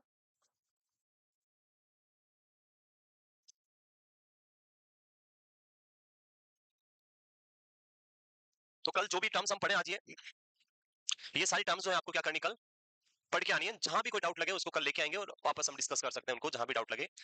तो जितना आप रिवीजन करेंगे, जितना इनको समझेंगे, वो इतना ही आपके लिए इजी हो जाएगा। रटना नहीं है घर जाके, किसी भी थिंग्स को रटने की कोई रिक्वायरमेंट आपको नहीं है। यस, लिख लिया। जीनोटाइप्स एंड फिनोटाइप हो गया। मूव करें नेक्स्ट। नहीं लिखा, अरे नहीं लिखा तो बोलो फिर। लिख लिया। एक एग्जांपल जो मैं हर बार क्लास जब भी स्टार्ट होता है तब आपको लोगों को बताता हूं मैं, और वो बेस्ट एग्जांपल होता है जब आप किसी भी चीज को रटने की कोशिश करते हैं तो उसमें बहुत प्रॉब्लम हो जाती है। और लास्ट पेज वालों को तो मैंने बताया था, they know very well about English weak student के बारे में स्टोरी जो थी पिछली बार बताई थी आप लोगों को, भूल गए। सो एक दो दोस्त होते हैं, फ्रेंड्स होते हैं, एक बहुत इंटेलिजेंट स्टूडेंट्स और एक बहुत ही कमजोर, स्पेसिफिकली इंग्लिश में कमजोर स्टूडेंट था, वो वीक स्टूडेंट था। उसको अंग्रेजी में बहुत ही प्रॉब्लम थी, उसको लगता था मैं फेल हो जाऊंगा। तो अब क्या करें, तो अपने उसी फ्रेंड के पास गया जो इंटेलिजेंट था। होता यही है, हम उसी के पास जाते हैं जिसको हमें लगता है कि होशियार है। और फिर उसको लगता है मैं ही होशियार चंदू क्लास में, और फिर वो हमेशा होशियार ही रहता है, उसका कुछ होता कुछ नहीं है, तो इसलिए ज्यादा होशियार भी नहीं रहना हमें। तो वो उस पर्सन के पास गया, उससे पूछा कि मुझे कुछ ऐसा ट्रिक बता जिससे मैं क्या हो जाऊं, पास हो जाऊं, बस मुझे क्या होना है, पास होना है, सेलेक्ट, कुछ टॉपर नहीं बनना है, जस्ट क्या करना है, पास हो। तो उसने बोला कि ठीक है काम कर, एक बुक आती है जिसका नाम था संजीव पास बुक, उसका नाम ही क्या है, संजीव पास बुक्स, नाम ही उसका यही है, पास बुक, यानी वो सिर्फ क्या करवाती है, पास कराती है, उससे कोई ऐसा टॉपर नहीं बनेगा, सिर्फ पास। तो वो लेके आ इंग्लिश वाली, और उस बुक्स के अंदर पीछे जाना, और पीछे की तरफ लिखे होंगे पास होने के जुगाड़, क्या, ऐसे in story in Telegram letter लिखे होते हैं पीछे, 10 10 15 15 ऐसे लिखे होते हैं। तो वो लेके आना, ठीक है, वो लाया, देखा, उसको देख के उसका दिमाग फिर से क्या हो गया, चक्कर आ रहा है उसको, वर्टिगो, टिनिटस, ब्लड विजन, पता नहीं क्या क्या हो रहा है। तो फिर वो वापस गया, बोला बेवकूफ, मैं कोई तेरा जितना इंटेलिजेंट हूँ, तू मुझे इतना सारा बोल रहा है, मेरे को कुछ ऐसा बता जो एक ही तरीके में मैं सिंपल तरीके से पास हो जाऊं, मुझे इतना नहीं पढ़ सकता मैं। बोला क्या करें। तो एक बहुत कॉमन सा वे था जो सब यूज करते थे, आप लोगों ने भी यूज किया होगा, हर एक की हम, लाइक कुछ स्टोरीज होती थी जो कॉमन होती थी, कुछ ऐसे होते थे कॉमन होते थे, कुछ एप्लीकेशंस कॉमन होती थी, बस उसमें हमें कुछ टर्म्स चेंज करने होते थे। जैसे हम ऐसे राइटिंग करते तो वहाँ पे my best friend, my best teacher होते, जिन्होंने सुना है वो समझ सकते हैं उसके बारे में। सो उसको बोला कि तू यह काम करना, एक याद कर ले, माई बेस्ट टीचर का याद कर ले, या फ्रेंड का याद कर ले, किसी का भी याद कर ले, और अगर ऐसा एक आएगा जरूर, या तो माई बेस्ट फ्रेंड का आएगा या फिर माई टीचर के ऊपर ऐसे आएगा, तो उसने बोला ये ठीक है जुगाड़, उसने एक याद कर ले गया, माई बेस्ट फ्रेंड या फिर माई बेस्ट टीचर पे याद कर लिया उसने। अब उसको क्या बोला कि अगर टीचर का याद किया, फ्रेंड का आता, तुझे क्या करना है, टीचर की जगह क्या लिख देना है, फ्रेंड, जहां जहां पे टीचर है वहां पे क्या लिख दे, फ्रेंड्स। जैसे वो 3 इडियट में था ना, वो रिप्लेस कर दिया उस वर्ड को उसकी जगह, वो रटने वाला, उसने याद कर लिया कि आई एम, जो भी उसका नाम था, आई am studying in this school and I am having many friends but this friend is my best friend, ऐसे वो सारा याद कर लिया। आफ्टर आया डेट आ गया, एग्जाम का डेट आ गया, एग्जाम देने गया, व्हेन जैसे वो एग्जाम में बैठा और पढ़ने लगा, तो उसका सबसे पहले उसने क्या ढूंढा, ऐसे राइटिंग, 12 नंबर का ऐसे राइटिंग होता है, 12 नंबर वाला, वही ढूंढा। सो वो पहुंचा, वो देखा उसमें ऐसे पूछा गया था माई फादर के ऊपर, ऐसे क्या आ गया, माई फादर। उसके दिमाग में क्या था, जहां पे भी टीचर है वहां पे फादर या फ्रेंड है वहां पे फादर टीचर जो पूछे उसका लिखना है। तो उसने लिखना स्टार्ट किया कि I am studying in this school and my name is this this and I am having many father but Ramlal is my best father. So जब आप रखने वाली चीजें करोगे तो वहां पे यही होगा, उसने सब कुछ रटा दिमाग में, बस जहां पे वो बोला वो चेंज करता गया, उसको मीनिंग से कोई मतलब नहीं है, what the meaning of that line उसको कुछ पता नहीं है, उसको कुछ नहीं है। तो अगर आप भी रटने जाओगे, आज कुछ रटोगे, कल तक वो थोड़ा चेंज होकर अलग हो जाएगा, और तीसरे दिन पता नहीं उसका मीनिंग अलग निकलेगा। लाइक अभी एक मूवी था, एक 12th फेल मूवी, देखा सबने, और नहीं देखा होगा पता नहीं, मेरे को पता नहीं, मौका नहीं मिला, पर कल पता नहीं कैसे मौका मिल गया, मैंने उसको कल ही देखा है। कल सुबह मैं घर पे ही बैठा था और टीवी पे आ रही थी, मैंने उसको देख लिया ऐसे। तो उसके अंदर एक था, तो एग्जाम देने जाता है, और एग्जाम के अंदर वो नोट्स लिखने पे आते हैं, short notes and detail notes ऐसे आते हैं मेंस आईएएस एग्जाम के अंदर। सो वो उसको पढ़ता है और उसमें एग्जाम में पूरा ऐसे लिख देता है। ऐसे लिखने के बाद जब बाहर आता है तब वो बोलता है मेरा बहुत अच्छा हुआ, मजे आ गए आज तो। और आप लोग भी यही करते हो, फुल मजे हो गए पेपर में, मस्त ऐसे हो गया ऐसे हो गया, फिर पता है बाद में दूसरा बोलना स्टार्ट करता है, अच्छा उसमें क्या किया है, ये तो आया नहीं मेरे था। तो वहां पे था ट्यूरिज्म, शॉर्ट राइटिंग, ऐसे राइटिंग या लॉन्ग ऐसे राइटिंग जो भी था, वो ट्यूरिज्म पे लिखना था, और उसने उसको पढ़ लिया टेररिज्म। ट्यूरिज्म की जगह क्या पढ़ा, टेररिज्म, वो इंडिया पाकिस्तान उसका लिखा है, और इधर था ट्यूरिज्म, और उससे पूरा उसके थॉट चेंज हो गए पूरा, और तो इसीलिए एग्जाम के अंदर भी एक सिंगल वर्ड, एक सिंगल थिंग जो है पूरा क्वेश्चन का आंसर चेंज कर देता है, और उसको बहुत ध्यान से पढ़ के समझ के आपको क्या करना है, आंसर करना है, उसी के अकॉर्डिंग आंसर आपको देना होता है। नहीं तो रट के जाओगे फिर कुछ पता नहीं चलेगा, और आप कुछ पता नहीं करना क्या चाह रहे हो, करोगे क्या वहां पे, क्या लिखोगे पता नहीं चलेगा। तो रटना बिल्कुल नहीं, रटना हाथ से बंद, समझना है, नहीं समझ में आए 2 बार और पढ़ने की कोशिश करो, दूसरे से पूछ के समझने की कोशिश करो, नहीं आए तो यहाँ लेके आओ, पूछो, हम बताएंगे वापस क्लास में, पर रटना नहीं है, क्या करना है, समझना है। क्लियर। नेक्स्ट, फिनोटाइप हो गया, तो जीन म्यूटेशन, अभी बताया था मैंने, व्हाट इज म्यूटेशन। म्यूटेशन मतलब, जीन म्यूटेशन मींस अल्टरेशन इन जीन और जीनोटाइप, जो आपका जीन है उसमें अल्टरेशन हो जाना, अल्टर्ड हो जाना। जब हम जीन की बात करते हैं तो जीन का एक पूरा सीरीज होता है, और उस सीरीज के अंदर जब अल्टरेशन होता है, जैसे फॉर एग्जांपल हम यहाँ पे एक जीन बनाते हैं, this is the one gene, ये अलग अलग जीन के लॉकस बना रहा हूँ मैं, यहाँ पे ट्रेड्स बना रहा हूँ। सो this is one type of gene, and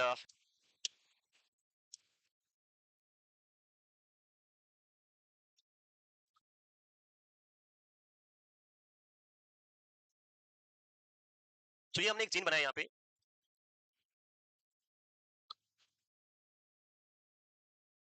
clear.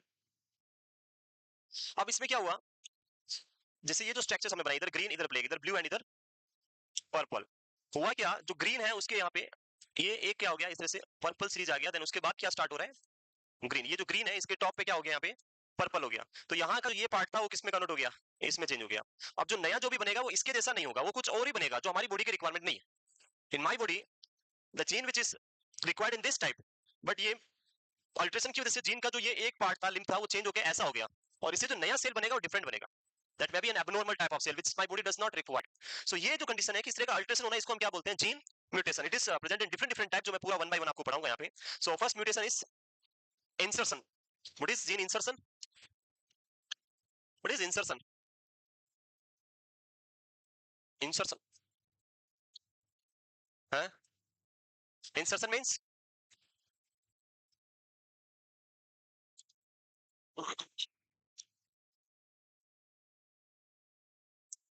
Gene insertion. जब हम इंसर्शन की बात करते हैं, लाइक ये एक जीन है,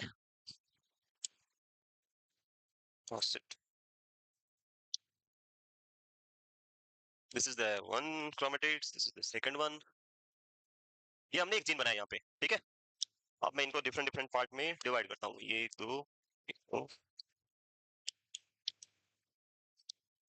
this is 1 2 3 4 5 and 6.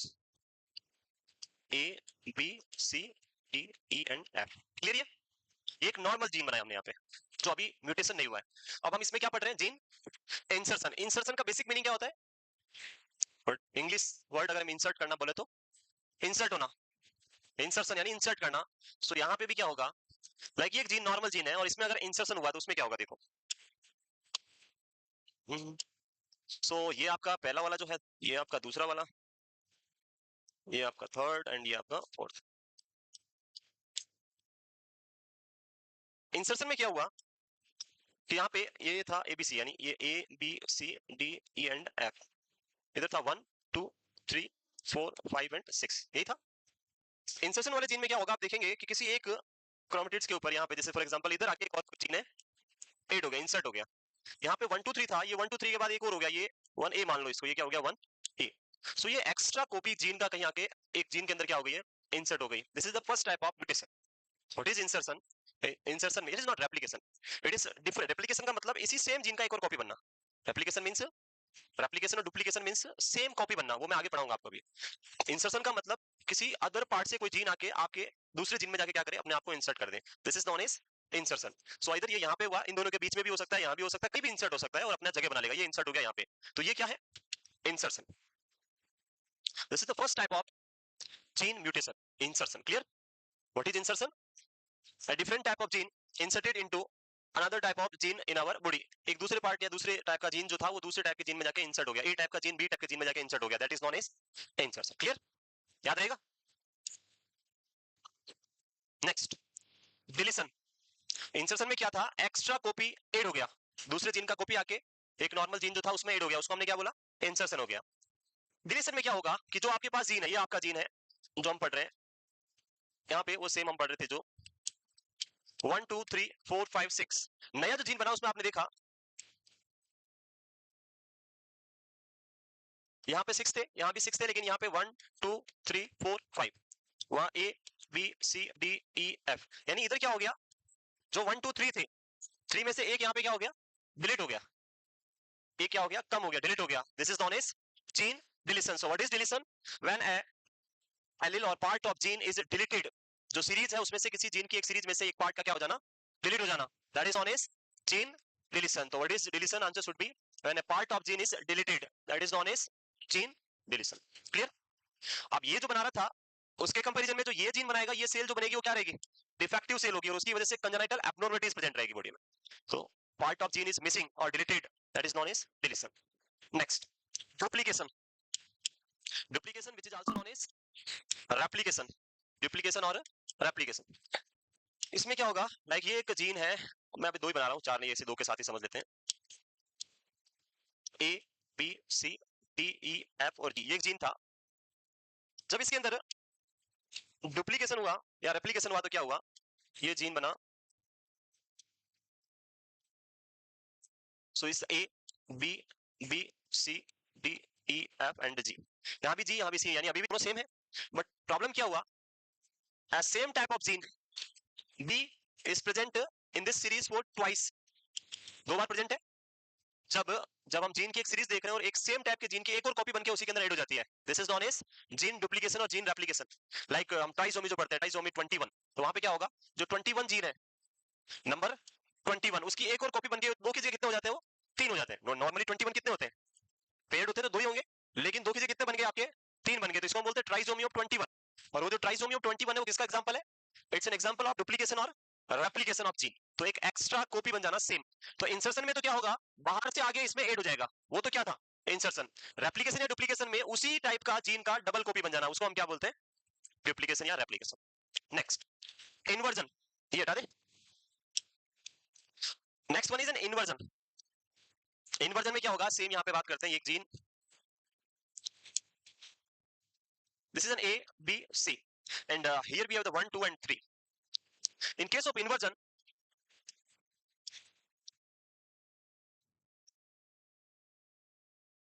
this is a C, B, A, 1, 2, 3. So what is inversion? समझ में आ रहा है inversion का meaning? Inversion means in this type of gene the series of chain is going like this, A, B, C, ये इस तरह से था, but in this gene mutation the chain, जो chain था वो क्या हो गया, just उल्टा हो गया, opposite हो गया, the direction is changed, A, B, C उल्टा हो गया. So this is known as gene inversion.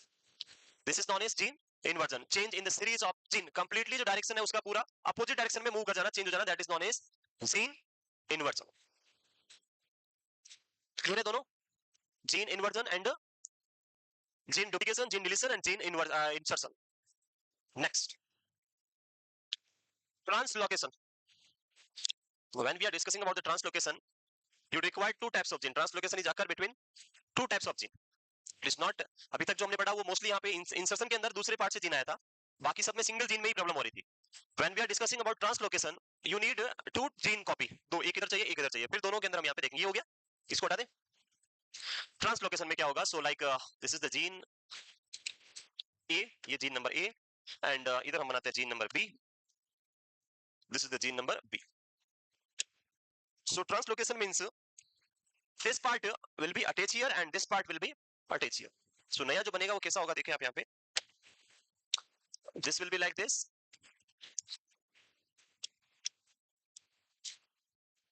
आ रहा समझ में. ट्रांसलोकेशन में क्या हुआ कि ये जो पार्ट था ये यहाँ पे चला गया और इधर वाला पार्ट क्या हो गया, इधर आ गया. लोकेशन दोनों ने क्या करी, अपनी एक दूसरे के साथ चेंज कर ली, स्विप कर ली. This is known as translocation between two gene, ये जीन नंबर ए एंड ये gene number B. So in between two gene, when a chain of gene is detached and attached to the other type of gene, दूसरे type के जीन पे जब attack हो जाएगी और उसकी चेन कहां जाएगी, पहले वाले जीन के साथ अटैच हो जाएगी. तो इस चेंजेस को या इस ट्रांसलोकेशन को, ये जो आपका एक दूसरे के साथ एक्सचेंज हो रहा है, इसी को हम क्या बोलते हैं, ट्रांस. ये ए था, ये बी था, ये 1 था, ये 2 था, तो यहाँ पे क्या हो गया, ये तो आपका इधर से आया तो ये बी हो गया, और इधर क्या हो गया, ये 1, और इधर आपका इधर से आया ये बी, और ये आपका हो गया नीचे से ए, सॉरी हाँ उल्टा लिख दिया मैंने, सो जो भी है, नंबर इज नॉट इंपॉर्टेंट, छोड़ो इसको. क्लियर हो गया ट्रांसलोकेशन. सो ये 5 टाइप के जीन म्यूटेशन क्लियर है, पांचों टाइप पूछे कोई भी बता सकते हैं answer. First is insertion. Insertion means किसी भी जीन के अंदर बॉडी में से दूसरे पार्ट से एक जीन का पार्ट आके अटैच हो जाता है, उसको हम क्या बोलेंगे, इंसर्शन. डिलीशन मींस जो जीन का सीरीज है उसके अंदर किसी एक पार्ट का डिलीट हो जाना, मिस हो जाना, that is known as deletion. Duplication means same part of gene का डबल बार अपीयर होना, that is known as duplication और रेप्लिकेशन. एंड इन्वर्जन यानी उल्टा हो जाना, एंड ट्रांसलोकेशन मींस एक दूसरे के साथ एक्सचेंज हो जाना, that is known as translocation. Clear, these all are the terms related to gene mutation. Next is the sex determination. So it is not a major topic, ये तो simple सा topic है, छोटा सा पार्ट है. So before moving on the sex determination, you have to be clear about few terms. That is one is dominant gene and one is recessive gene. Dominant and recessive gene. The next term is homozygous gene, homozygous and heterozygous. So ये जो terms हैं इनके बारे में आपको पता होना जरूरी है before moving on the sex determination. Dominant gene, जब हम जीन का कॉपी देखेंगे, जीन के बारे में डिस्कस करेंगे, तो आप देखेंगे जब हम डोमिनेंट जीन की बात करते हैं, डोमिनेंट का मतलब जो अपना डोमिनेंसी शो करेगा, the types of gene which show that dominancy, that is known as dominant gene. Dominant gene is a so powerful type of gene and a single gene is able to produce that dominancy. जब हम gene पढ़ते हैं तो gene में कितनी copy होती है, 2 copy हम पढ़ते हैं, जैसे XX या फिर XY, ये हम पढ़ रहे हैं किसके लिए, एलोसोम्स के लिए एलोसोम होते हैं, या फिर अगर हम ऑटोसोम्स की बात करेंगे तो ऑटोसोम में ए होता है, सो ए या फिर ए या फिर ए स्मॉल। ये ए किसके लिए होता है? ऑटोसोम के लिए, और ये किसके लिए है? एलोसोम के लिए। सेक्स क्रोमोसोम ऊपर वाले और ऑटोसोम्स आपके नीचे। तो ये हमेशा हम पेड़ में लिखते हैं। यहां पे अगर हम बात करें, ये जो दो आपको दिख रहे हैं, जब हम कैपिटल ए लिखते हैं, ये होता है हमेशा किसके लिए? This is for dominant gene. Autosome के अंदर, ऑटोसोम के अंदर कैपिटल ए किसको इंडिकेट करता है? डोमिनेंट जीन को, एंड स्मॉल ए किसको इंडिकेट करता है? रिसेसिव जीन को। जब हम डोमिनेंट जीन की बात करेंगे, when we are discussing about the dominant gene, a single gene is able to produce their dominancy, but when we are discussing about the recessive gene, you required two copy of gene to produce their dominancy. जैसे अगर हम बात करें यहाँ पे first type में, यहाँ पे तो यहाँ पे एक जीन क्या है? डोमिनेंट, और दूसरा क्या है? रिसेसिव। यहाँ पे डोमिनेंसी कौन शो करेगा? कैपिटल ए, क्योंकि वो पावरफुल है। अगर हम यहाँ बात करें तो दोनों ही क्या है? डोमिनेंट जीन है, तो ये तो पहले से क्या हो गया? Dominant type. जब हम यहाँ पहुंचेंगे तो आप देखोगे दोनों क्या है? रिसेसिव। अगर दोनों कॉपी रिसेसिव, दोनों अगर एक ही टाइप की है, रिसेसिव टाइप की है, तो ये किस में आएंगे? रिसेसिव में आएंगे। अदरवाइज अगर यहाँ पे एक भी कोई बड़ा ए आ जाएगा तो फिर ये क्या हो जाएगा? डोमिनेंट हो जाएगा। क्लियर? सो डोमिनेंट में अगर हम बात करें तो एक सिंगल जीन इनफ है प्रोड्यूस करने के लिए, डिजीज प्रोड्यूस करने के लिए, डोमिनेंसी के लिए। बट जब हम ऑटोसोम के अंदर रिसेसिव की बात करते हैं तो आपके दोनों कॉपी का अगर डिजीज चाहिए आपको, तो दोनों में क्या होनी चाहिए? पॉजिटिव होना चाहिए, दोनों डिजीज होनी चाहिए, तभी क्या होगा? आपका डिजीज आपको देखने को मिलेगा। क्लियर? यहाँ पे एक और पॉइंट नीचे जो मैंने लिखा था, वो लिखा था होमोजाइगस एंड हेटेरोजाइगस। होमो का मतलब होता है सेम, जैसे ए ए, ये दोनों अगर आप देखोगे ये होमोजाइगस है या हेटेरोजाइगस है? So one is dominant, one is recessive, both are not the same, both are different, so these are known as heterozygous gene. And अगर हम बात करें AA, so these two are homozygous gene. So when two copy of genes are same, that is known as homozygous, and when two copy of gene are different, that is known as heterozygous. Like these two are homozygous. अगर मैं आपसे पूछूं कि patient is having recessive type of problem, patient में क्या हो रखा है? रिसेसिव प्रॉब्लम हो रहा है, तो वहां पे कौन सा पैटर्न रहेगा? होमोजाइगस या हेटेरोजाइगस? वहां पे होमोजाइगस रहेगा, दोनों सेम रहेंगे तभी रिसेसिव प्रॉब्लम हो सकता है। जब हम डोमिनेंट की बात करेंगे तो वहां पे होमोजाइगस रहेगा या heterozygous? In case of dominant, both type of pattern will be there, homozygous as well as heterozygous, both will cause disease। जैसे हम यहाँ देख रहे हैं, ये भी डोमिनेंट है और ये भी डोमिनेंट है, लेकिन ये क्या है? हेटेरोजाइगस है, और ये क्या है? होमोजाइगस है। तो ये सिंपल सिंपल सी टर्म्स है, वो क्लियर है सभी को? आगे जब हम पेडिग्री एनालिसिस करेंगे तब ये बहुत हेल्प करेगी आपकी। तीनों क्लियर? सेक्स डिटरमिनेशन के अंदर मेंडल ने बताया कि जब मदर और फादर, जब हम सेक्स डिटरमिनेशन पढ़ते हैं दोनों में, तो वहां पे इक्वल बेनिफिट या इक्वल चांसेस होते हैं। ऐसा नहीं कि रेशो अलग अलग हो सकता है, दोनों में क्या रहता है? हमेशा इक्वालिटी प्रेजेंट रहती है। सो कैसे निकालते हैं वो आपने आई थिंक पहले भी पढ़ा होगा। सो जब हम बात करें मेल पर्सन की और जब हम बात करें फीमेल की, सो मेल की बात करें तो मेल में आपके जो जीन होंगे वो क्या रहेंगे? एक्स एंड वाई, और फीमेल के अंदर क्या रहेंगे? X and x. मेंडल का जो सिंपल सा फॉर्मूला था, और वो फॉर्मूला था कि जो एक्स है अगर ये फ्यूज होता है इस फर्स्ट एक्स के साथ में, तो ये क्या बनाएगा? X and x. if this first x will fuse with the second x, जो दूसरा x है इसके साथ फ्यूज होता है, तो अगेन क्या बनेगा? x x। Next, if this y fuse with this first x, it will form x and y, and if this y fuse with this second x, this will again form x and y। so जब आप यहाँ पे देखेंगे, जब हम sex determination की बात करेंगे तो there will be an equality. This is girls और boy, this is male child और फीमेल चाइल्ड। मेल कहाँ होगा? Female. This is again female, this is male, and this is also male। 50% are female and 50% is male। It means ऊपर वाले ने दोनों के लिए इक्वालिटी दी है। There is no differentiation between male और female। According to मेल और female के दोनों के चांसेस कितने हैं? 50-50 है। इसका एक क्वेश्चन बनता है, कभी कभी एग्जाम में क्वेश्चन आता है, रेशो पूछते हैं कि कौन से पैटर्न के अंदर रेशो जो है 1:1 रहेगा। किसी में 1:3 पूछते हैं, 1:4 पूछते हैं, तो किसमें 1:1 रहेगा? ऐसे पैटर्न लिखे होते हैं। जैसे ये मैंने दिखाया आपको, I will show you one question, दिखाता हूं। आप इसमें कितना रेशो आ रहा है? Yes, 1:1। I will show you a question that previously asked in the exam।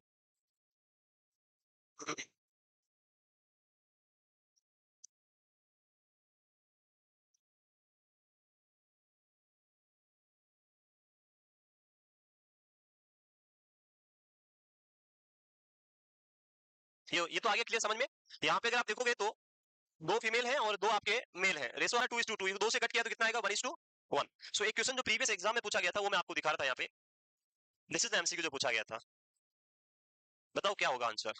Which of the following crosses would produce a 1:1 ratio of phenotype in the next generation? इतनी जल्दबाजी नहीं है कहीं जाने की, हमें कहाँ जाना है?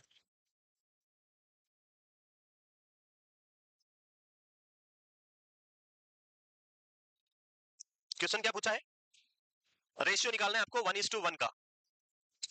अगर एग्जाम में ऐसे एबीसीडी किया तो किसी का आंसर राइट नहीं होगा, सबके गलत होंगे। करने का सिंपल सा तरीका क्या है, देखो कितना टाइम लगेगा, ए ए ए ए, मैच किया, सारे क्या आएंगे, ए आएंगे, ए यानी 4:0, रेशियो कितना रहेगा 4:0, तो ए क्या हो गया आपका गलत। बी के ऊपर आएंगे, ए ए ए ए, इसको इससे मैच किया, ए इसको इससे मैच किया, अगेन ए इसको भी इससे किया, ए और इसको भी इससे किया, तो ए अगेन रेशियो कितना आया 4:0, फिर क्या हो गया बी आपका गलत। नेक्स्ट क्या है सी, ए और ए, इसको इससे मैच किया, capital A capital A capital A small A capital A small A और स्मॉल ए 1:2:1, और हमें क्या पूछा था 1:1, ये भी क्या है गलत। लास्ट क्या बचा, capital A small A small A small A को ऐसे मैच किया, ए को ऐसे किया तो ए इसको इससे मैच किया, इसको इससे किया तो 2:2, 1:1, आंसर क्या होगा बी। तो इसीलिए अपना एबीसीडी नहीं करना है, निकाल के देखना है, टाइम लगेगा 1 मिनट या उससे भी कम, लेकिन आंसर पूरा राइट होगा और नंबर पूरा मिलेगा 1, और 1 नंबर से आप मेरिट में बाहर और मेरिट में अंदर हो सकते हो, वो 1 नंबर बहुत इंपॉर्टेंस देता है। तो इसीलिए बहुत इजी वाले क्वेश्चन हम गलत करते हैं लाइक दिस, इसमें कुछ भी नहीं है, क्या करना है, कुछ है क्या, यस। तो इसीलिए अगर कभी ऐसा क्वेश्चन आता है तो आप क्या करेंगे, ध्यान से इसको समझेंगे पढ़ेंगे और आंसर से पुट करेंगे, like D A is the right answer. Okay next, आगे क्या है, हाँ इसमें तो हमारा पार्ट है ही नहीं, ये तो दूसरा स्लाइड है ना, मैं भूल गया। Next,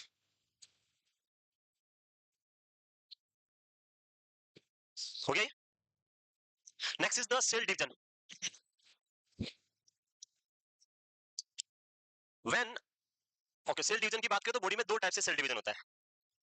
first type of division जो हम देखते हैं हमारे जर्म सेल के लिए जो होता है, लाइक स्पर्म और ओवम जो हम बनते हैं उसकी हम बात करते हैं वहां पे, और दूसरा जो है आपकी सोमेटिक सेल के अंदर, बॉडी की जितनी भी बची हुई सेल है उन सब में जो होता है वो आपका सोमेटिक डिवीजन जो हम पढ़ते हैं, दो टाइप से। सेल डिवीजन के अंदर दो टाइप्स हम पढ़ेंगे, जिसको हम बोलेंगे माइटोटिक डिवीजन या mitosis, mitosis and meiosis, meiosis, mitosis and meiosis. Mitosis जो है सोमेटिक सेल डिवीजन है, और आपका मियोसिस जो है वो क्या है, सेक्स क्रोमोसोम या सेक्स सेल जो हम पढ़ते हैं, जर्म सेल और आपकी स्पर्म और जो ओवम है वहां पे जो सेल डिवीजन होगा वो कौन सा होगा, मियोसिस होगा। तो यहाँ पे क्या क्या आपको ध्यान रखना है, पहला दोनों में अंदर क्या डिफरेंस है वो आपको पता होना चाहिए, what is difference between both type of cell division, जो हमें पता होना चाहिए। वेरियस स्टेप्स जो हम इसकी पढ़ेंगे अलग अलग, वो क्या क्या स्टेप्स है वो हमें ध्यान रखनी है। नंबर ऑफ सेल जो है वो कितनी बनेगी कौन से टाइप के डिवीजन में, जो आपको एग्जाम में कभी कभी पूछ लेते हैं, तो दोनों को हम पढ़ेंगे वन बाय वन डिटेल में। The first one is genetic information is passed from parents to all the descent cell through the cell division, namely mitosis। जो भी जेनेटिक ट्रांसफॉर्मेशन जो आप पे हो रहा है मदर और फादर से जो बच्चों में जा रहा है, वो वहां से कैसे इनमें पहुंचा, तो उनकी जो सेल्स है वो डिवाइड होगी, और हाफ जो नंबर ऑफ सेल्स बनेंगे वहां पे कुछ मदर से आएगी हाफ, और हाफ फादर से आएगी, और दोनों किस में जाएगी बच्चे में, और इसीलिए बच्चे में दोनों के क्या रहेंगे जेनेटिक इन्फॉर्मेशन प्रेजेंट रहेगी। There are two cell division, one is mitosis and second one is meiosis. Mitosis कौन सा है सोमेटिक, एंड मियोसिस कौन सा है जर्म सेल डिवीजन। तो दोनों के बारे में हम क्या करेंगे पूरा डिटेल में यहाँ पे बात करेंगे। पहले पढ़ा है mitosis and meiosis, yes start करें, mitosis and meiosis first start करें।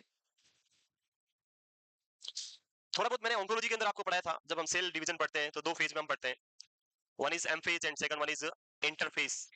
एम फेज जो है वो माइटोटिक फेज है, जिसमें आप 4 फेजेस बेसिकली हम देखते हैं, और इंटरफेज यहाँ पे G1 G0 G2 अलग अलग फेज हम पढ़ते हैं। स्टार्ट करें फर्स्ट, नहीं लिखा,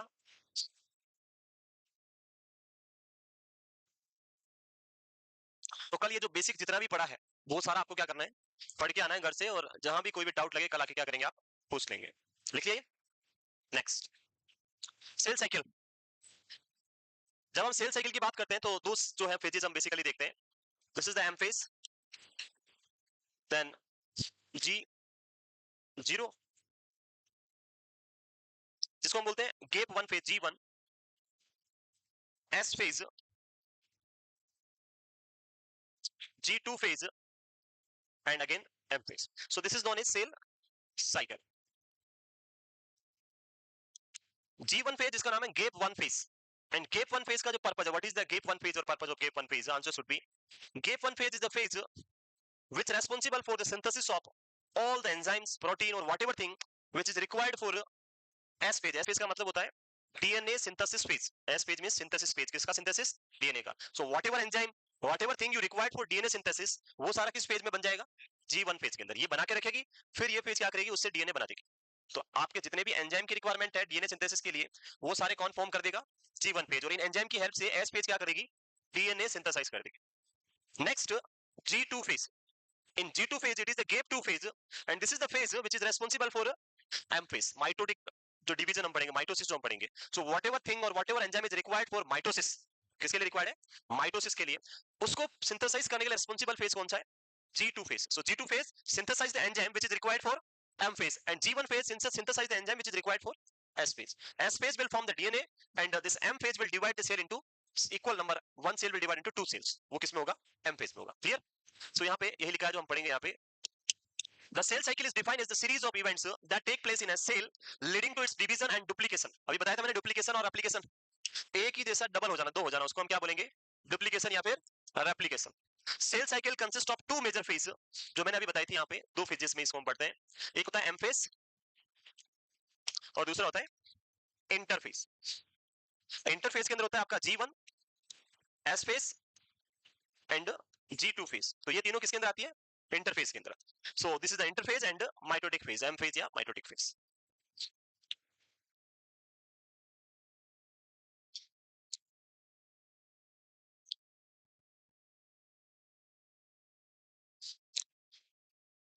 Cell cycle consists of how many phases? Two phases. One is M phase या mitotic phase, and second one is interphase. Interphase is further divided into three phase, the G1, S and G2.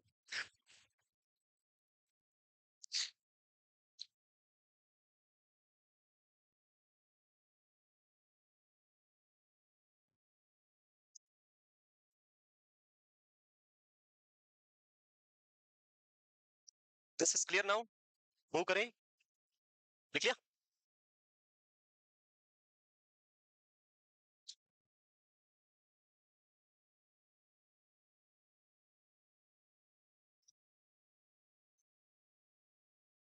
Move करें? Next is start करें cell division. The first one is interphase. In this it is the period between successive mitosis of the cell cycle. Mitosis जो है process, जिसके बीच में तीन phase हम पढ़ेंगे, G1, S phase and G2 phase, वो तीनों आती है आपकी किसके अंदर? इंटरफेज के अंदर। The interphase is subdivided into three phases, the G1, S phase and G2 phase. What is G1 phase? Synthesis of enzyme for S phase. G2 phase synthesize the enzyme for M phase. Plus और S phase, phase which synthesize the DNA, DNA synthesis वाली phase वो है आपकी S phase.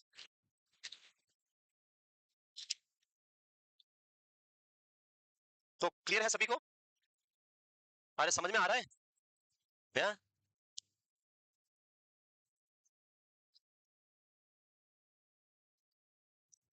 और इधर तो हवा आती है? उधर नहीं आती, उधर गर्मी लग रही थी मेरे को भी। पीछे भी लगा दे, थोड़े दिन बाद नेचुरल आने वाली सर्दी, डोंट वरी। कुछ ही दिन का इंतजार है, फिर आपको ये कुछ नहीं चाहिए होगा, ना फैन ना डक, कुछ नहीं।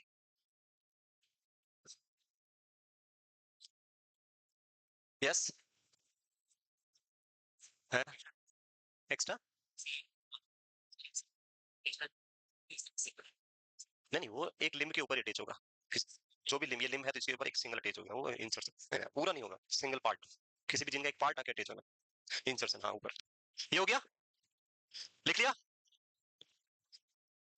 अरे लिख लिया? Interface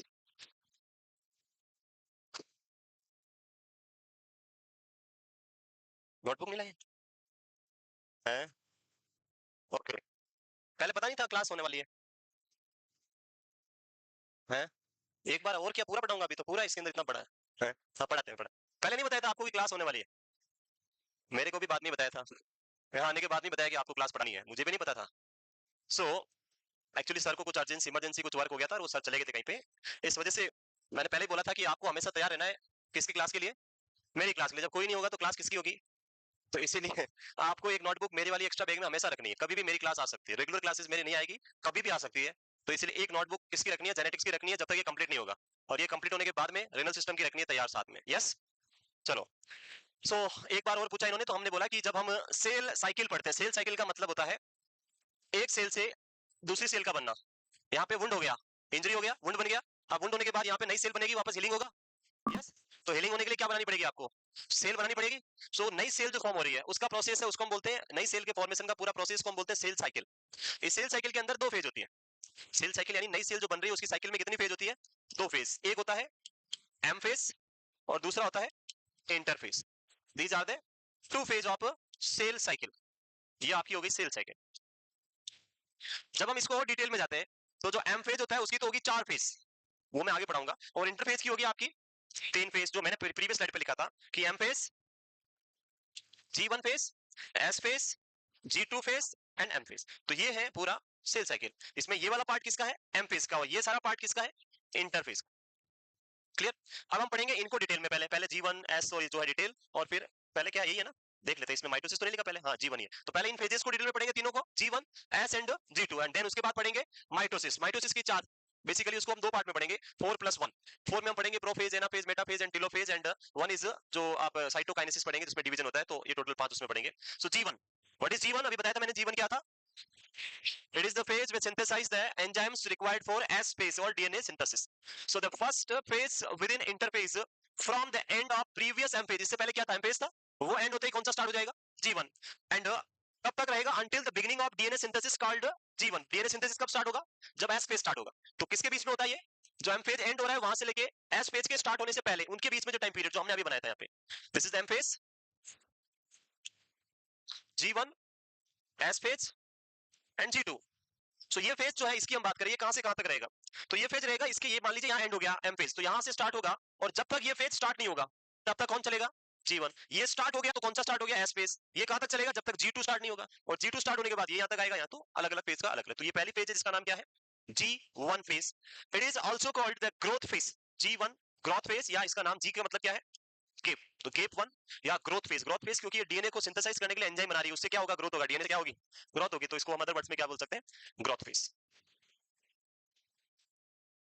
next,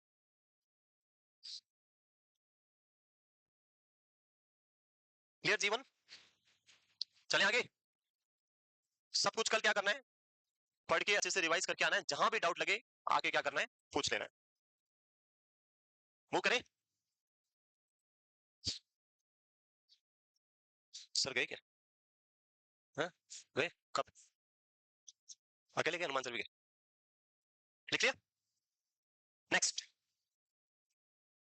in G1 phase, this phase is marked by synthesis of various enzymes that are required in S phase, mainly those needed for DNA replication या DNA synthesis। तो G1 phase का purpose क्या है? DNA synthesis के लिए जो भी enzyme required है उनको प्रिपेयर करना है, उनके लिए सिंथेसाइज करना। This is the G1 phase। This is the G1 phase. After that we have the S phase, G2 phase, and then we have the mitotic phase.